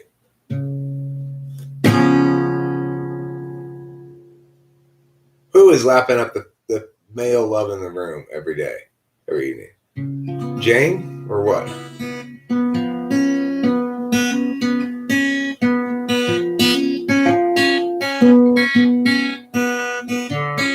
Oh, okay, well, that's interesting to know. Gerald has a thought. Gerald has a lot. Gerald has a plot to get the margarines and tots. He's got a good idea for a name-changing business. Thinking now about what they call Christmas. When they hire his firm to change that name. Gerald always thought to be dancing up to the billboard, but after up, she'd get back to it eventually. But his vision piled up as his plans would interrupt all the work that started off so hopefully. But now his mind is back on his business, thinking of changing backlist to listness. So how all the people will shout his name. And Gerald knows he understands ever more clearly now. He won't provide explanation regarding the why and the how. He'll see you and know you from inside your heart. Exciting, delighting, Gerald plays his part. But Gerald still knew there's too much to do, and he drops time in the underview. Too much to rebut. Now where, now, and what? Too much time spent picking the skew with you.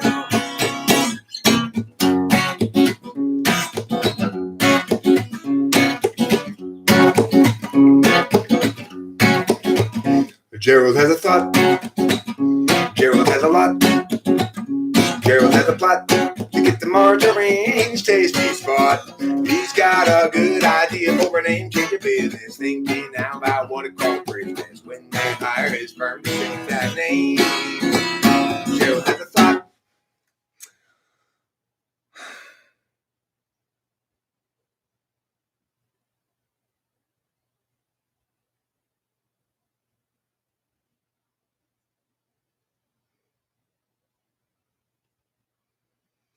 Well,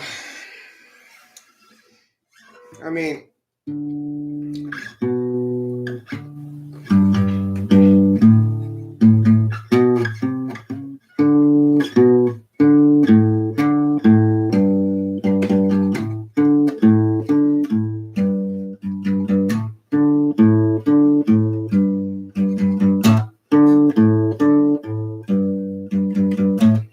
fight monkeys, fight bees. Why won't you ever learn?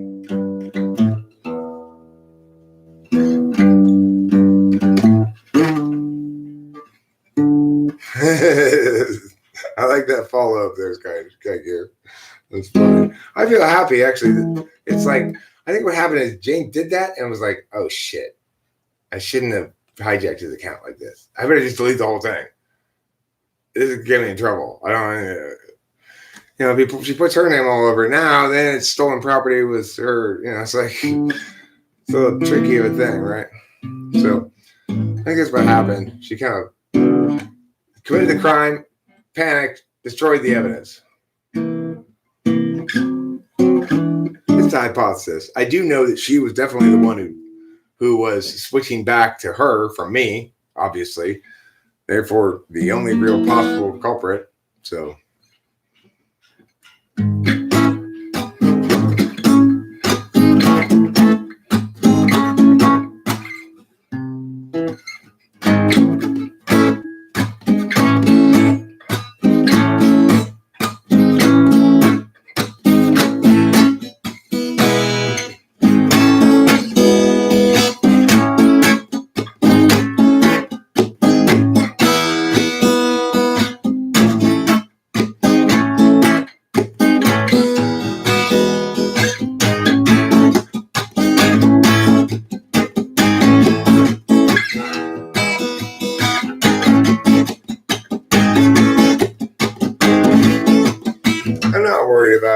I'm not worried about anything really. You know, I'm not.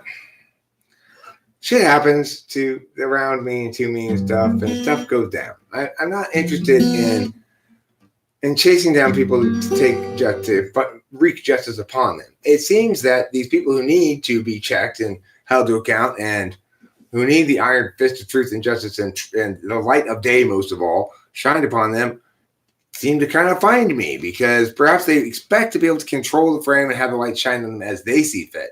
That will never happen. The light will be shining on them and it will reveal what it reveals to everybody and anybody who happens to look. I'm not framing shit that way. I don't do that stuff. It's what you do if you don't have any moral compass, then you just frame shit at however is useful to you and dissemble and spin and whatever. Just because HPs have the capacity to do so doesn't mean it's okay for them to do so any more than it is for anybody else. We might be better at lying, but it doesn't make, we're better at dissembling. It's not the same thing as lying. I'm terrible at lying, but we're better at dissembling than any other type. But I'm much better at dissembling defense than any other person, probably. I won't get into it for a second. I won't talk to them about anything because, after all, there's nothing more to talk about. I tried to talk to him when there was plenty to talk about. Once you violate my rights or defame my character in emails to my dad, there's nothing more to talk about. You actually did something bad. Before that, we were all just yelling at each other. Becky did something bad, but not to me prior to that, per se. She did some bad things to me too, but they were more in the realm of the metaphysical, I guess. It didn't involve any concrete action that crossed any definitive bright lines. Once she emailed my dad, it was all over. Now she can exactly and forever go fuck herself. I don't want to talk to her. There's no remedying this, you know. It's like she displayed herself person with low character, and thus gets sit.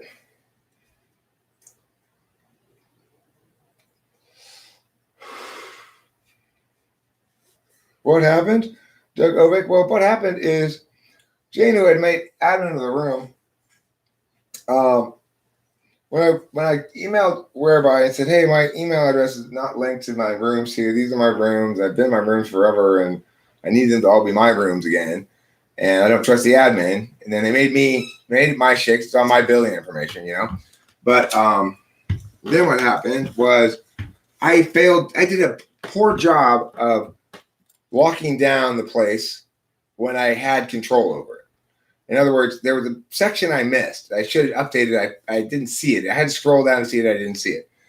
So it left her a way to re-access the thing. And I switched it to me. She switched it back to her. I switched it back to me. She switched it back to her. The third time I did it, she switched it back to her and deleted my account, including all my rooms.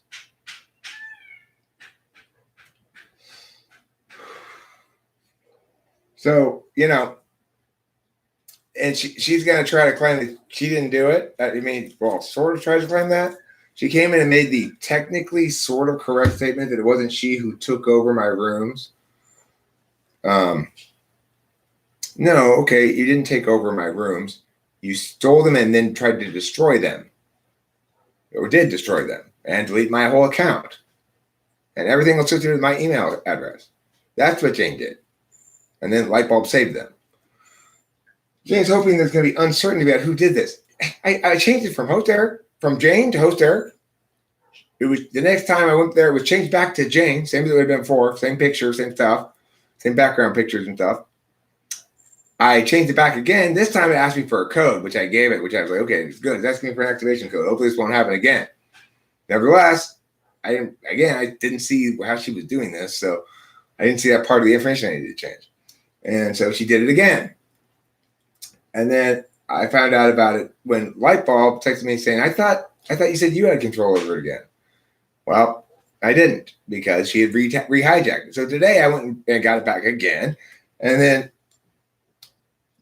this time when she re-hijacked it, she re-hijacked it, she deleted my whole account.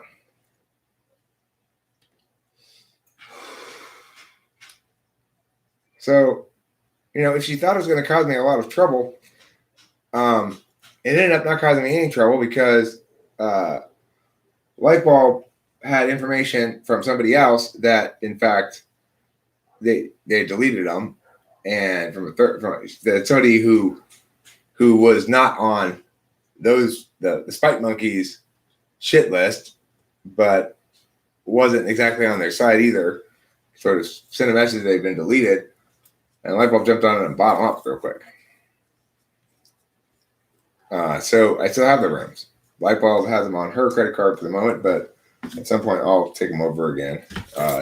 Or not. I mean, I trust Lightbulb. If she wants to, if she doesn't want to pay for it at all, then it's fine. I'll take it over right now. If she prefers sort of paying for it and having the ultimate control over them for now, that's fine too, because the truth is I'm not going to be in there as often as she is or other people. And I do want it representative. I want it to be a good community. I don't want any longer to harbor Spite Monkeys who are desperate to do any harm they can to me by telling whatever words they can that are negative about me and so forth. And so I'm going to make sure they don't get to be there anymore, because they've proved themselves that they don't deserve it. So I want to make sure that a couple of people are persona non grata. Becky, Jane now as well, and Chloe are the three who are the persona non grata. Other people who may have been on their side, I'm not saying let's have some sort of big accounting or whatever. I'm telling you, the people who actually wronged me are Becky, Chloe, and Jane. And so at that point, there's nothing.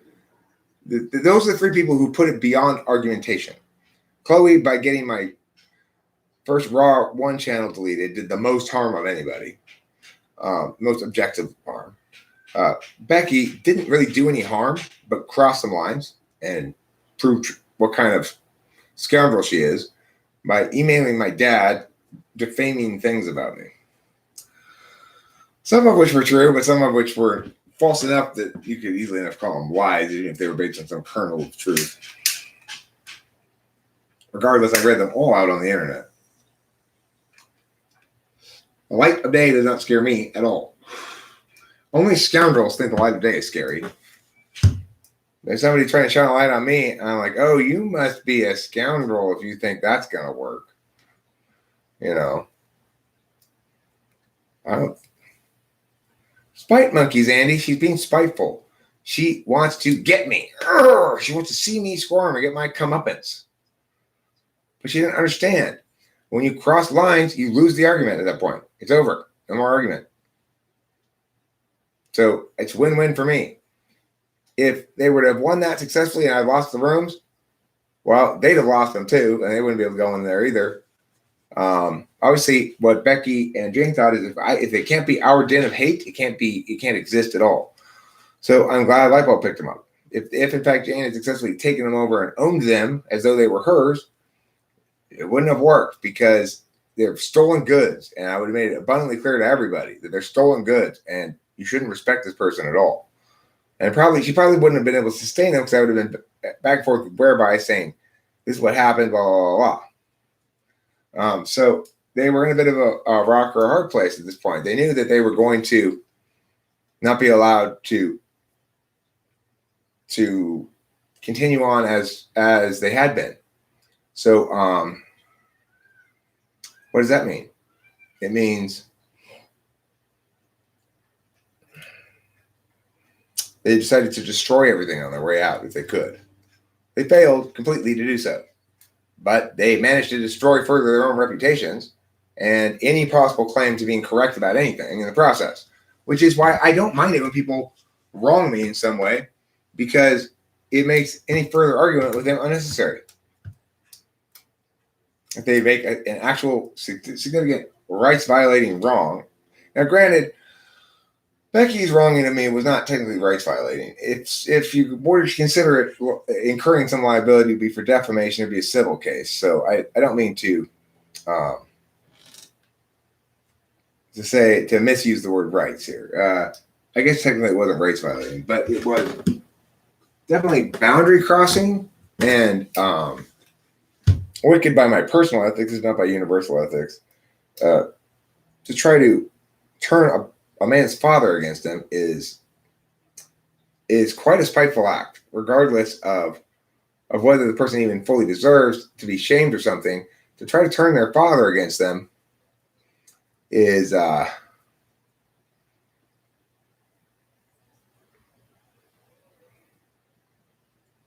mean, it's just spiteful.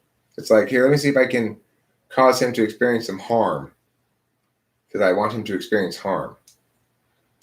Alexandra Cruz, long time no see. Have you been Alexandra Cruz the whole time? You remained Alexandra Cruz. You haven't legally changed your name, gotten married, become a different species, anything like that? No? Still Alexandra Cruz. I remember you. You live in the Los Angeles area, huh? How's your virus lockdown? You enjoying it? We got a free run of the place, basically. So many people are irrationally panicked that they stay home. We were going to go fishing. I was on my way to go fishing with Rachel when all of a sudden I get text from Mark and Lightbulb saying somebody's taking over control from you again and kicked everybody in the rooms. And what actually happened was they deleted all the rooms. So I came back to try to deal with it, and fortunately Lightbulb swooped in, get a solution. Yeah. I did catch the Rona, and yes, I live in LA. You caught the Rona. Cool. How was it? Was it fun? You're the first person I've ever talked to who's actually caught this thing. I bet you got not very bad symptoms, huh? How did you know you had it? She's not sick, Ghost Rider. She's got coronavirus, not a real disease. Sandy, coronavirus is like a mild cold. Okay? I guess get well soon is appropriate, but she's fine. Say, Alexandra Cruz, can you confirm the truth of my words or deny it if you want? Was it a difficult disease to live through? Lasted a week. I felt like a bad cold. Week and a half. Felt like a bad cold. There you go. Yeah, I don't want the flu either. I don't want the flu. I don't want COVID. I don't want the world shut down because Alexandra Cruz had a cold either. How old are you, Alexander Cruz? Like 30 or something? Did you say you were 30 or 130?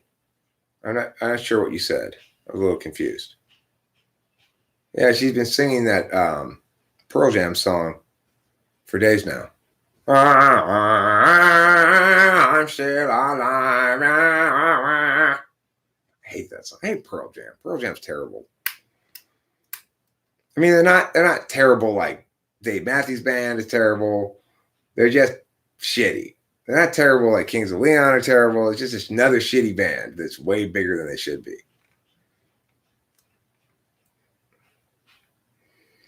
That's what I have to say about that stuff. Yes, indeed. A week and a half of a bad cold, still living and kicking. That's good. Did they test you for COVID because you had COVID-like symptoms? Good job, Dustin Salisbury. That's the only... No, you can name 2 Pearl Jam songs. I'm Still Alive and Jeremy.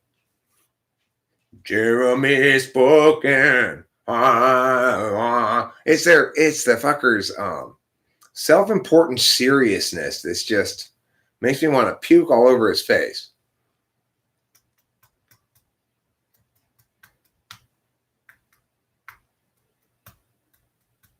Okay, my point is you managed to get tested.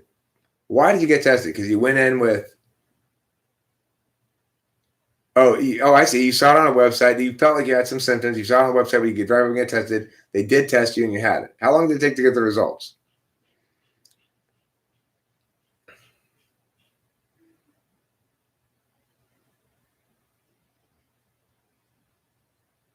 Getting fat of Betama? I think you. Oh, right, that one. Yeah, I know what you're talking about. That's in Camp Alabama. Something like that.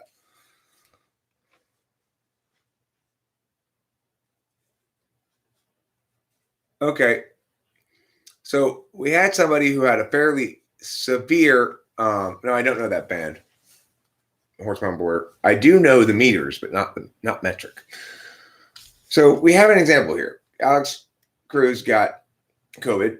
She had a fever the first 2 days. She sounds like she had a fairly serious case of it, and so she went and got herself tested.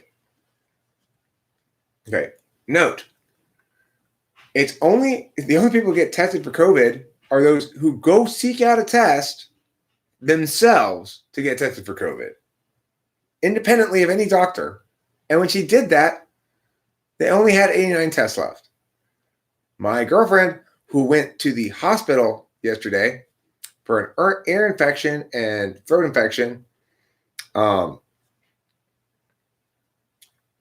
because urgent care wouldn't see her because she'd put down thyroid on the thing because she thought she had a thyroid issue.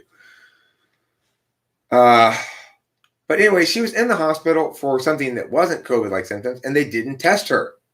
So what's my point about this? Why should we trust numbers, fatality numbers, when America's testing people like this? The numbers are 1 million confirmed cases and I think 2.5% deaths or something like that. I mean, but if you don't have a severe case of it, you're not going to get tested at all for sure, even accidentally, because they didn't test Rachel for COVID when she went in with non-COVID-like symptoms. And she was in the emergency room. If anybody cared about actually stopping this, if anybody cared about stopping the virus or having actionable data, then that's what we would be prioritizing and figuring out what the actual death rate is. If we were to test everybody in the country, we discover the death rate is 0.1% or something, like the common cold. Just the only difference will be it's got a particularly harsh impact on people with compromised immune systems. Your boyfriend and his dad, were they sicker than you or less sick than you? His dad has a bad lung problem and still survived it. And what about your boyfriend? Was he sicker than you or less sick than you?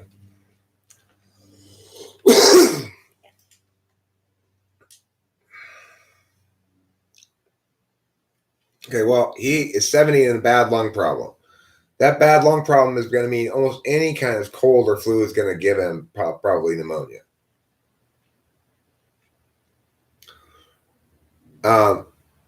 You say you're pretty sure your boyfriend and his dad had it. Did his dad get tested for it? Did your boyfriend get tested? If not, there's 2 more survivors that aren't in the stats. And that's what I'm talking about. Your boyfriend didn't show any symptoms at all, but he had to have it because he lived together. So your boyfriend didn't get tested, right?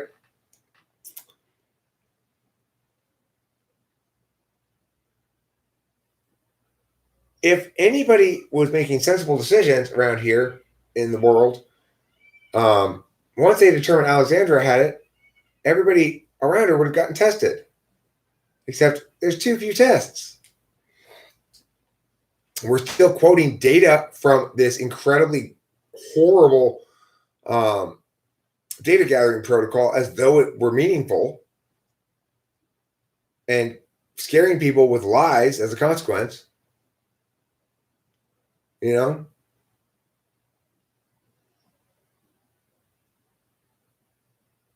That should be top priority. Why are we shutting shit down before we know anything? Why are we operating on data that we know is bullshit?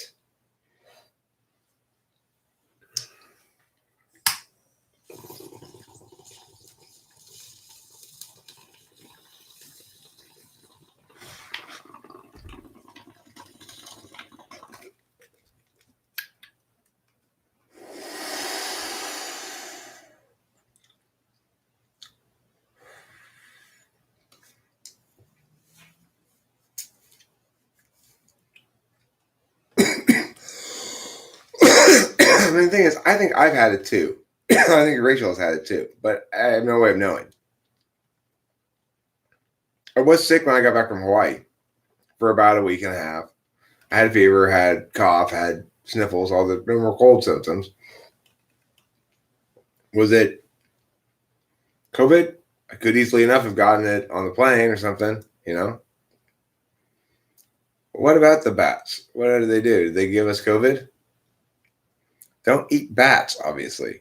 Who eats bats? That's stupid. There's only 3 animals you should eat. Cows, chickens, and pigs. Everybody knows that. If you want to go really crazy, you can have fish once a month or something. Once every 2 months. It's fine. Plenty of fish. Okay, so I want everybody to take notes. China, if you're out there listening, cows, pigs, and chickens are the animals you eat. That's it. If you hunt, you can eat a deer occasionally. You kill it yourself.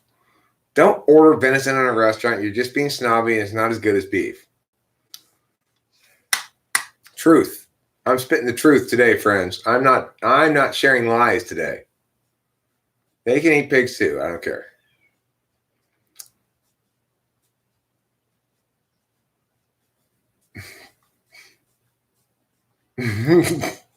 guys, we have to respect Clayton McCorrick's bat breeding business. Don't listen to Honduras' lies. Who's Honduras' lies? Who's Honduras? I don't know who that is. Goats and sheep are good too. Well, they're good for sheep are good for their furs. Goats, I don't know what they're good for. You don't really want to eat goat. It's gross. It's like gamey. Lamb is not good. Ghost Rider's gamey. It's gamey like your underpits after 3 weeks in bed. That's what I think. Every time I have lamb, this smells like Ghost Rider's underpits after 3 weeks in bed. Goat cheese is fine. I like goat cheese.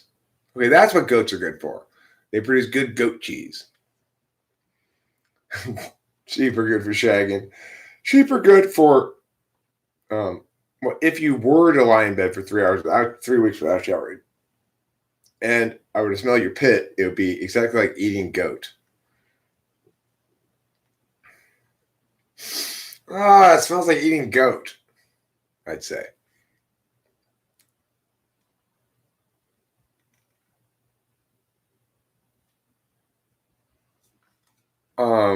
Did you do that on purpose, Rachel?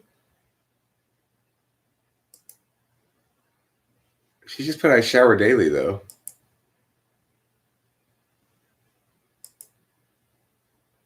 I think that was an accident. I think that was on purpose, Ghost Rider.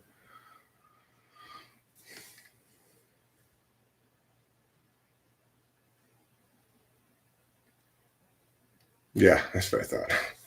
I fixed it. Don't worry. It's easy to do on YouTube. It's really easy to accidentally do that. I've done it myself. I don't think I actually have done it, but I've almost done it multiple times. So yeah, that would be police brutality. You briefly got hidden from the channel and then unhidden.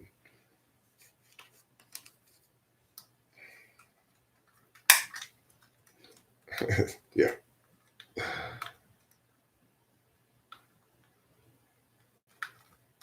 Yeah, you smell too bad.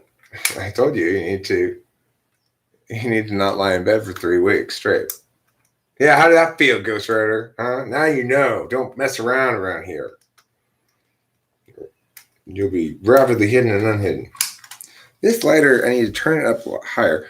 Horse Mumbler, by the way, if you're still here, may I just say one of my best recent purchases was this, which I got at the weed store with you. Remember?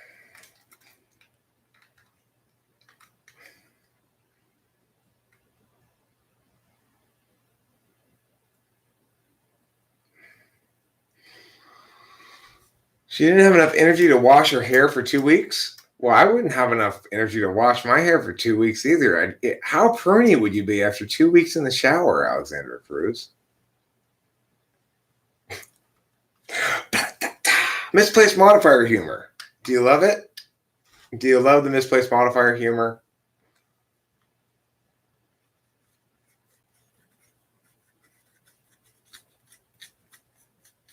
Do you like the gamey taste?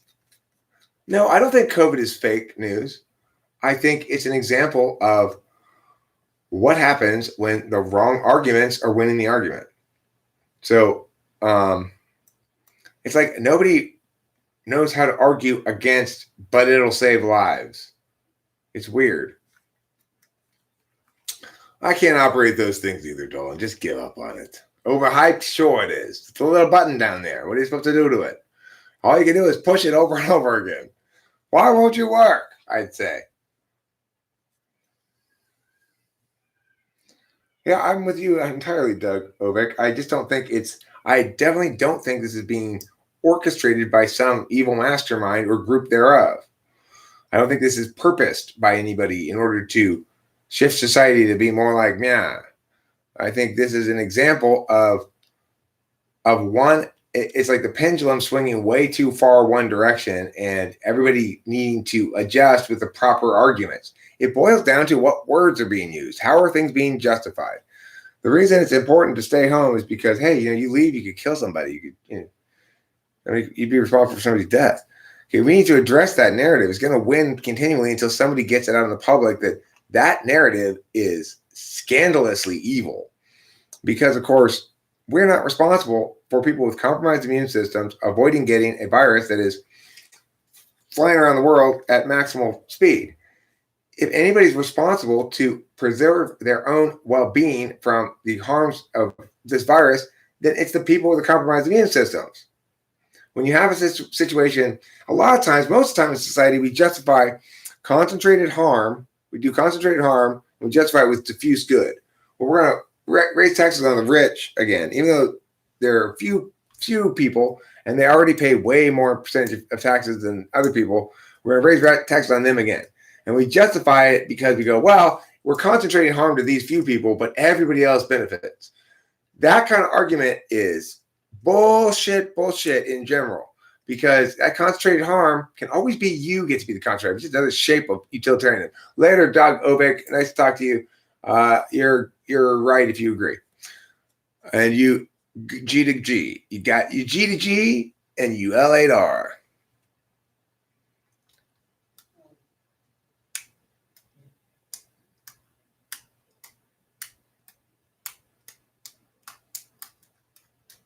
The secret societies are at it again, jostling my scrotal tissue.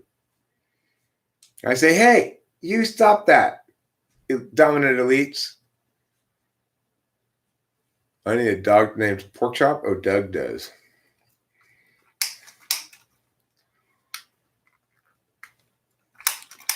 It's good that some people are successful, better than nobody being successful.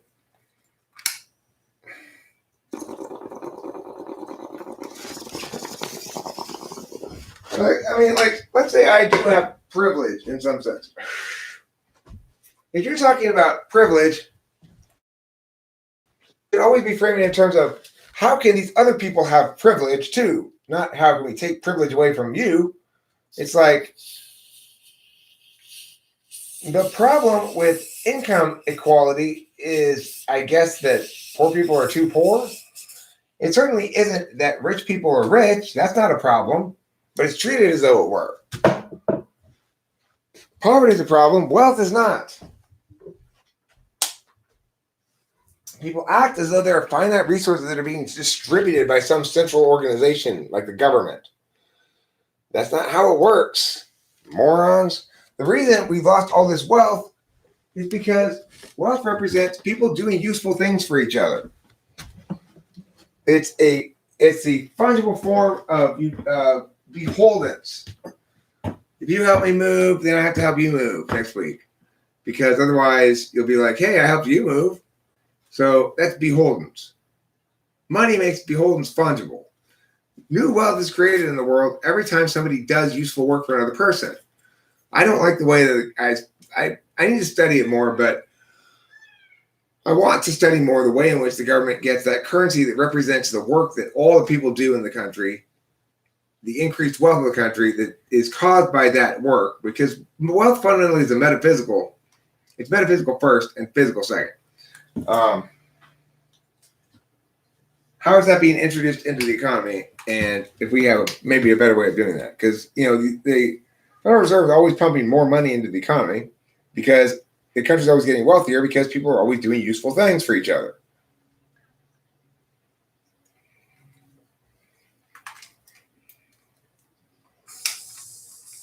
Right.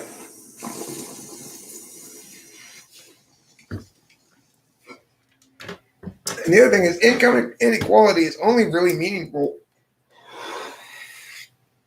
if you factor in some level of absolute poverty. So the average poor American is very far from the international definition of real absolute poverty.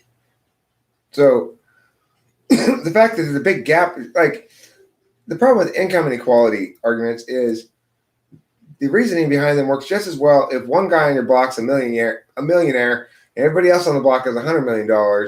Well, then the millionaire is going to be subject to stealing some of the other people's money? It's ridiculous. I hope one of the messages that comes out of this is when the government interferes with people's business, bad things happen. And granted, the government's not forcing people to do this, but they're sending the message loud and clear. I mean, and in a lot of places they actually are forcing it, but well, yeah, I mean, the thing is, Alexander Cruz, some businesses are on the margin, They're struggling to make ends meet, and if they don't have a good month this month, they're going out of business. All of a sudden, the virus, you're not even close to ever going to have a good, you just say, like, fuck it, get it by,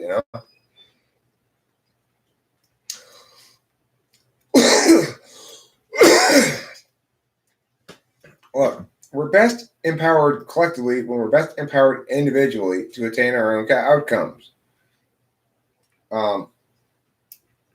Obviously, established collective enterprises that have protocols and ways of doing things that generate profit are going to have an advantage over the average individual coming in out of the street. But the fact is, we can always do something, I gotta go. Rachel had an appointment with a psychiatrist we found yesterday. I'm excited about that. I'm sort of saying it to remind myself too. This guy seems like he's the psychiatrist for us. We're going to be cash patients, so it's kind of expensive. But Well, I mean, it's and not shockingly so. It's like it's kind of what I expected for this kind of service for a psychiatrist. But I'm confident that we're gonna get this. We're gonna get something like the right medication going on here. And what I'm thinking is I think I'd be perfectly happy if he'd give us a sleeping pill that's not supposed to be taken every day. You know, just take it when we need it. That would be great. I don't think she really needs a whole hell of a lot more than that. Now, here, Clayton McCork, the problem with your idea there is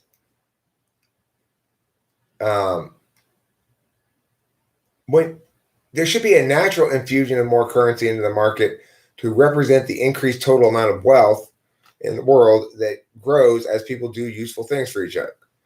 So there needs to be a continual infusion of steady stream of currency that's not responsive to changes in the economy, but it needs to go more directly to people and not through the way it's done now, where it's given to banks to lend at a certain rate. And whether or not you are qualified for a loan is largely a matter of the bank's discretion. And so that just sort of keeps the infusion of capital that represents all the work that all of us have done over the course of a year. The Federal Reserve is supposed to increase the total amount of currency by that amount, ideally, and introduce it into the economy. But it's not gotten into the economy by way of giving it directly to the people. It's gotten into the economy by way of giving it to the banks who loan it out, and I'm not sure what the justification for all that is, frankly.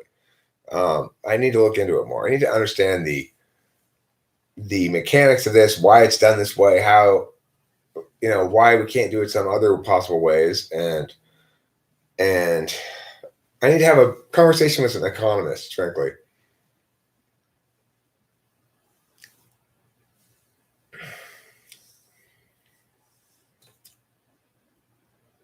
I mean, I want to have a big conversation with some economists. I have a lot of questions I want to ask.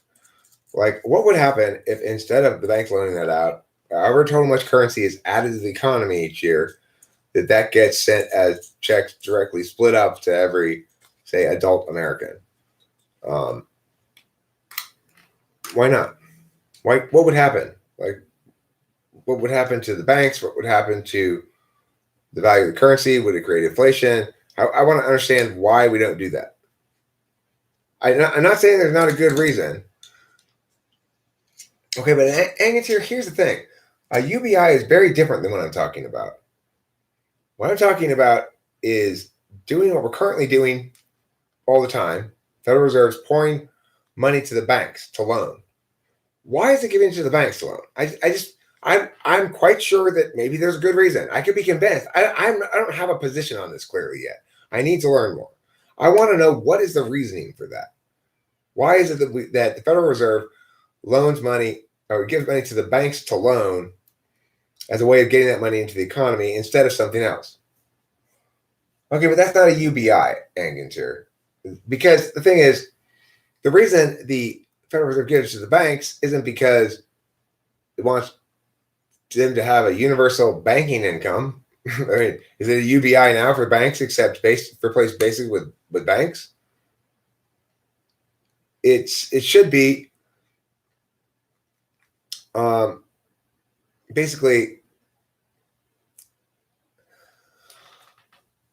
The thing is, I want to know why it's not done that way right now, though. It's not. See, it wouldn't be welfare because look, the bottom line is the total amount of wealth in the country increases all the time because people keep doing useful work for other people, which creates new wealth, which is a metaphysical quality of beholdens to the person who's done the work for you. Okay. To keep up with the increased amount of metaphysical equity that exists and have it be fungibly representable by money, the Federal Reserve has to always pump more currency into the economy. Now, currently, they're also taking out old bills and replacing them, but the old bills they take out, they replace them. That doesn't count as adding more currency to the economy. That accounts as maintaining the amount of currency in the economy so that it's all clean bills and not crumply ones, But the thing is, what creates inflation? So I want to know what creates inflation if we were to distribute the money that is represented by the work of all the citizens, but that can't be it can't be parsed out like that. The work has to be paid from existing funds. So, but we need to add more currency to represent the new wealth of the country. We could direct that currency in theory to an equal proportion to the people who generate it, but they've already profited from it. So why don't we just, but it's not introducing it from thin air. You're missing my central warrant here. You're not responding to it. Hang it here. That's not true. Nothing's backed by anything except the force of the government or whatever. It's a myth to think that precious metals are not a fiat currency. They are fiat currency as well. In fact, you can't be a currency without being a fiat currency. That's what makes it a currency, is the fact that it can arbitrarily be used as a currency because it meets certain criteria. That's just backing one fiat currency with another. It doesn't matter. You see, the only difference between gold and something else is that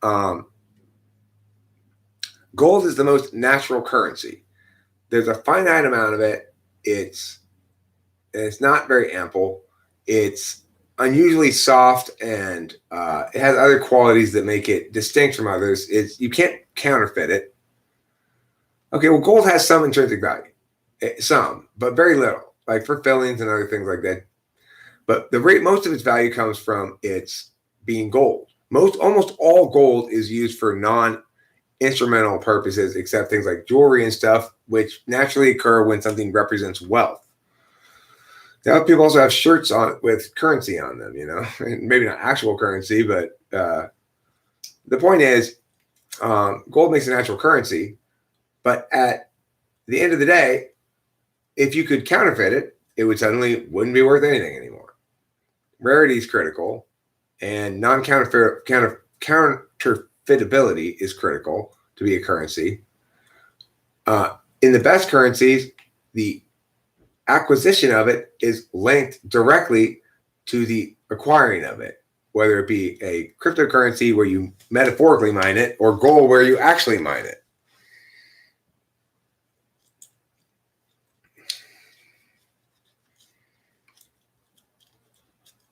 Hi, Bacon. The thing about paper currencies is they feel sort of intuitively less real than gold because gold is heavy and physical more and not paper thing. But currencies are the same thing as cryptocurrencies, are the same thing as gold, or the same thing as anything used as a currency. It has to be fungible. In other words, one instance of it has to be equal to every other instance of it. 1 ounce of gold is indistinguishable from another ounce of gold. That's it. That's one quality it has to be. One $100 bill, indistinguishable functionally from another $100 bill. And you'd be willing to trade one for the other, assuming all things being normal, and wouldn't lose anything in the process. See, diamonds, the value of them is artificially created because there's not really a scarcity of diamonds.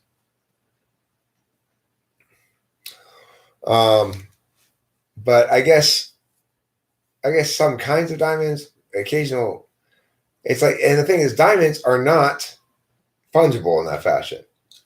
That's one of the biggest problems with diamonds, I guess. That's probably why they're not nearly as valuable. It's why gems aren't as valuable as gold or silver. Ultimately, it's because they're not all the same. It's not fungible.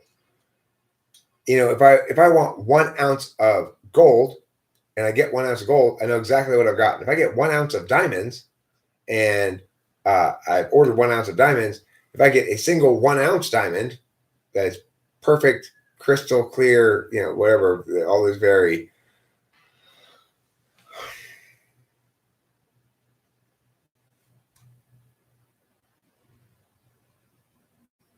Either testing and counterfeiting is a large part of it.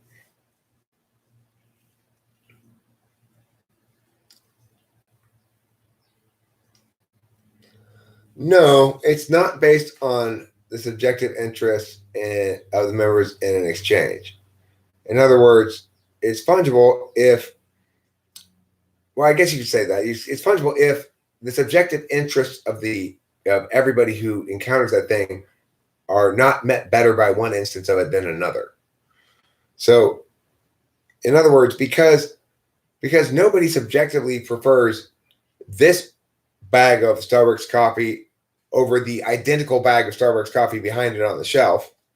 I mean, the thing is, if it doesn't look exactly the same, if it's kind of crinkled up or something, then you might not want it. But then it suddenly is differentiated. It's no longer fungible with the other bags. So, if you had a shit ton of bags of Starbucks coffee that were all identical, and you were selling somebody 5 Starbucks coffees, you wouldn't have to have them look through the bag and decide which one they want. You say, here are these 5. They're all identical, because in that sense, they're fungible. You can exchange them back and forth for one or another. Whereas that's not the case with diamonds, for example. It's not the case with steaks exactly, but it is the case with beans. So the most fungible things are currency themselves. Currency is metaphysical equity made fungible. So beholden's made fungible. If I do good work for you and we don't have currency, then I owe you. Then you owe me one. But money makes that quality of you owe me one fungible. It turns it into these things called dollar bills that if you give me a certain number of them, they represent that amount of beholdens. So we're even now. I no longer owe you one. You did this work for me. I don't have to make it so I don't owe you one. I don't have to go do work for you. I can just pay you. And when I pay you, I'm giving you some of my metaphysical equity that has become fungible because of money. It allows the utility of stuff you do for one person to become equity for you with people other than that person.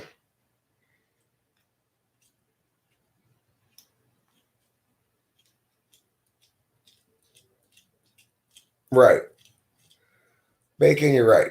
When I change my $20 bill for 2 10s, they are not fungible because in theory I want change for some reason, but not to the cashier asking for $20 to pay for a product. Well, it's actually, you're right there. It's not the case that $10 bills and $20 bills are fungible with each other, then I guess you'd say, because $20 bills are still fungible. In other words, you never change 120 for another 20. Unless the machine, I guess, if the machine wouldn't take it, right? The vending machine won't take it. So you might change a crinkly bill for another crinkly bill. So it's true that they're not truly and technically absolutely fungible. That's correct. There's also things like, people collect old bills, coin collectors, stuff like that. But digest beans and background? What's that? And back on. You can also digest beans and back on. You also cannot digest gold. You can, however, digest a dollar. You could digest gold, or at least you could swallow it. I guess maybe that's not the same thing as digesting it.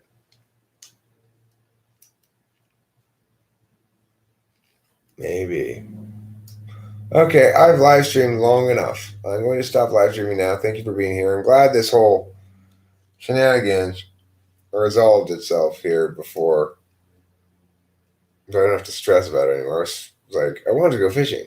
No such luck. Talk to you all later.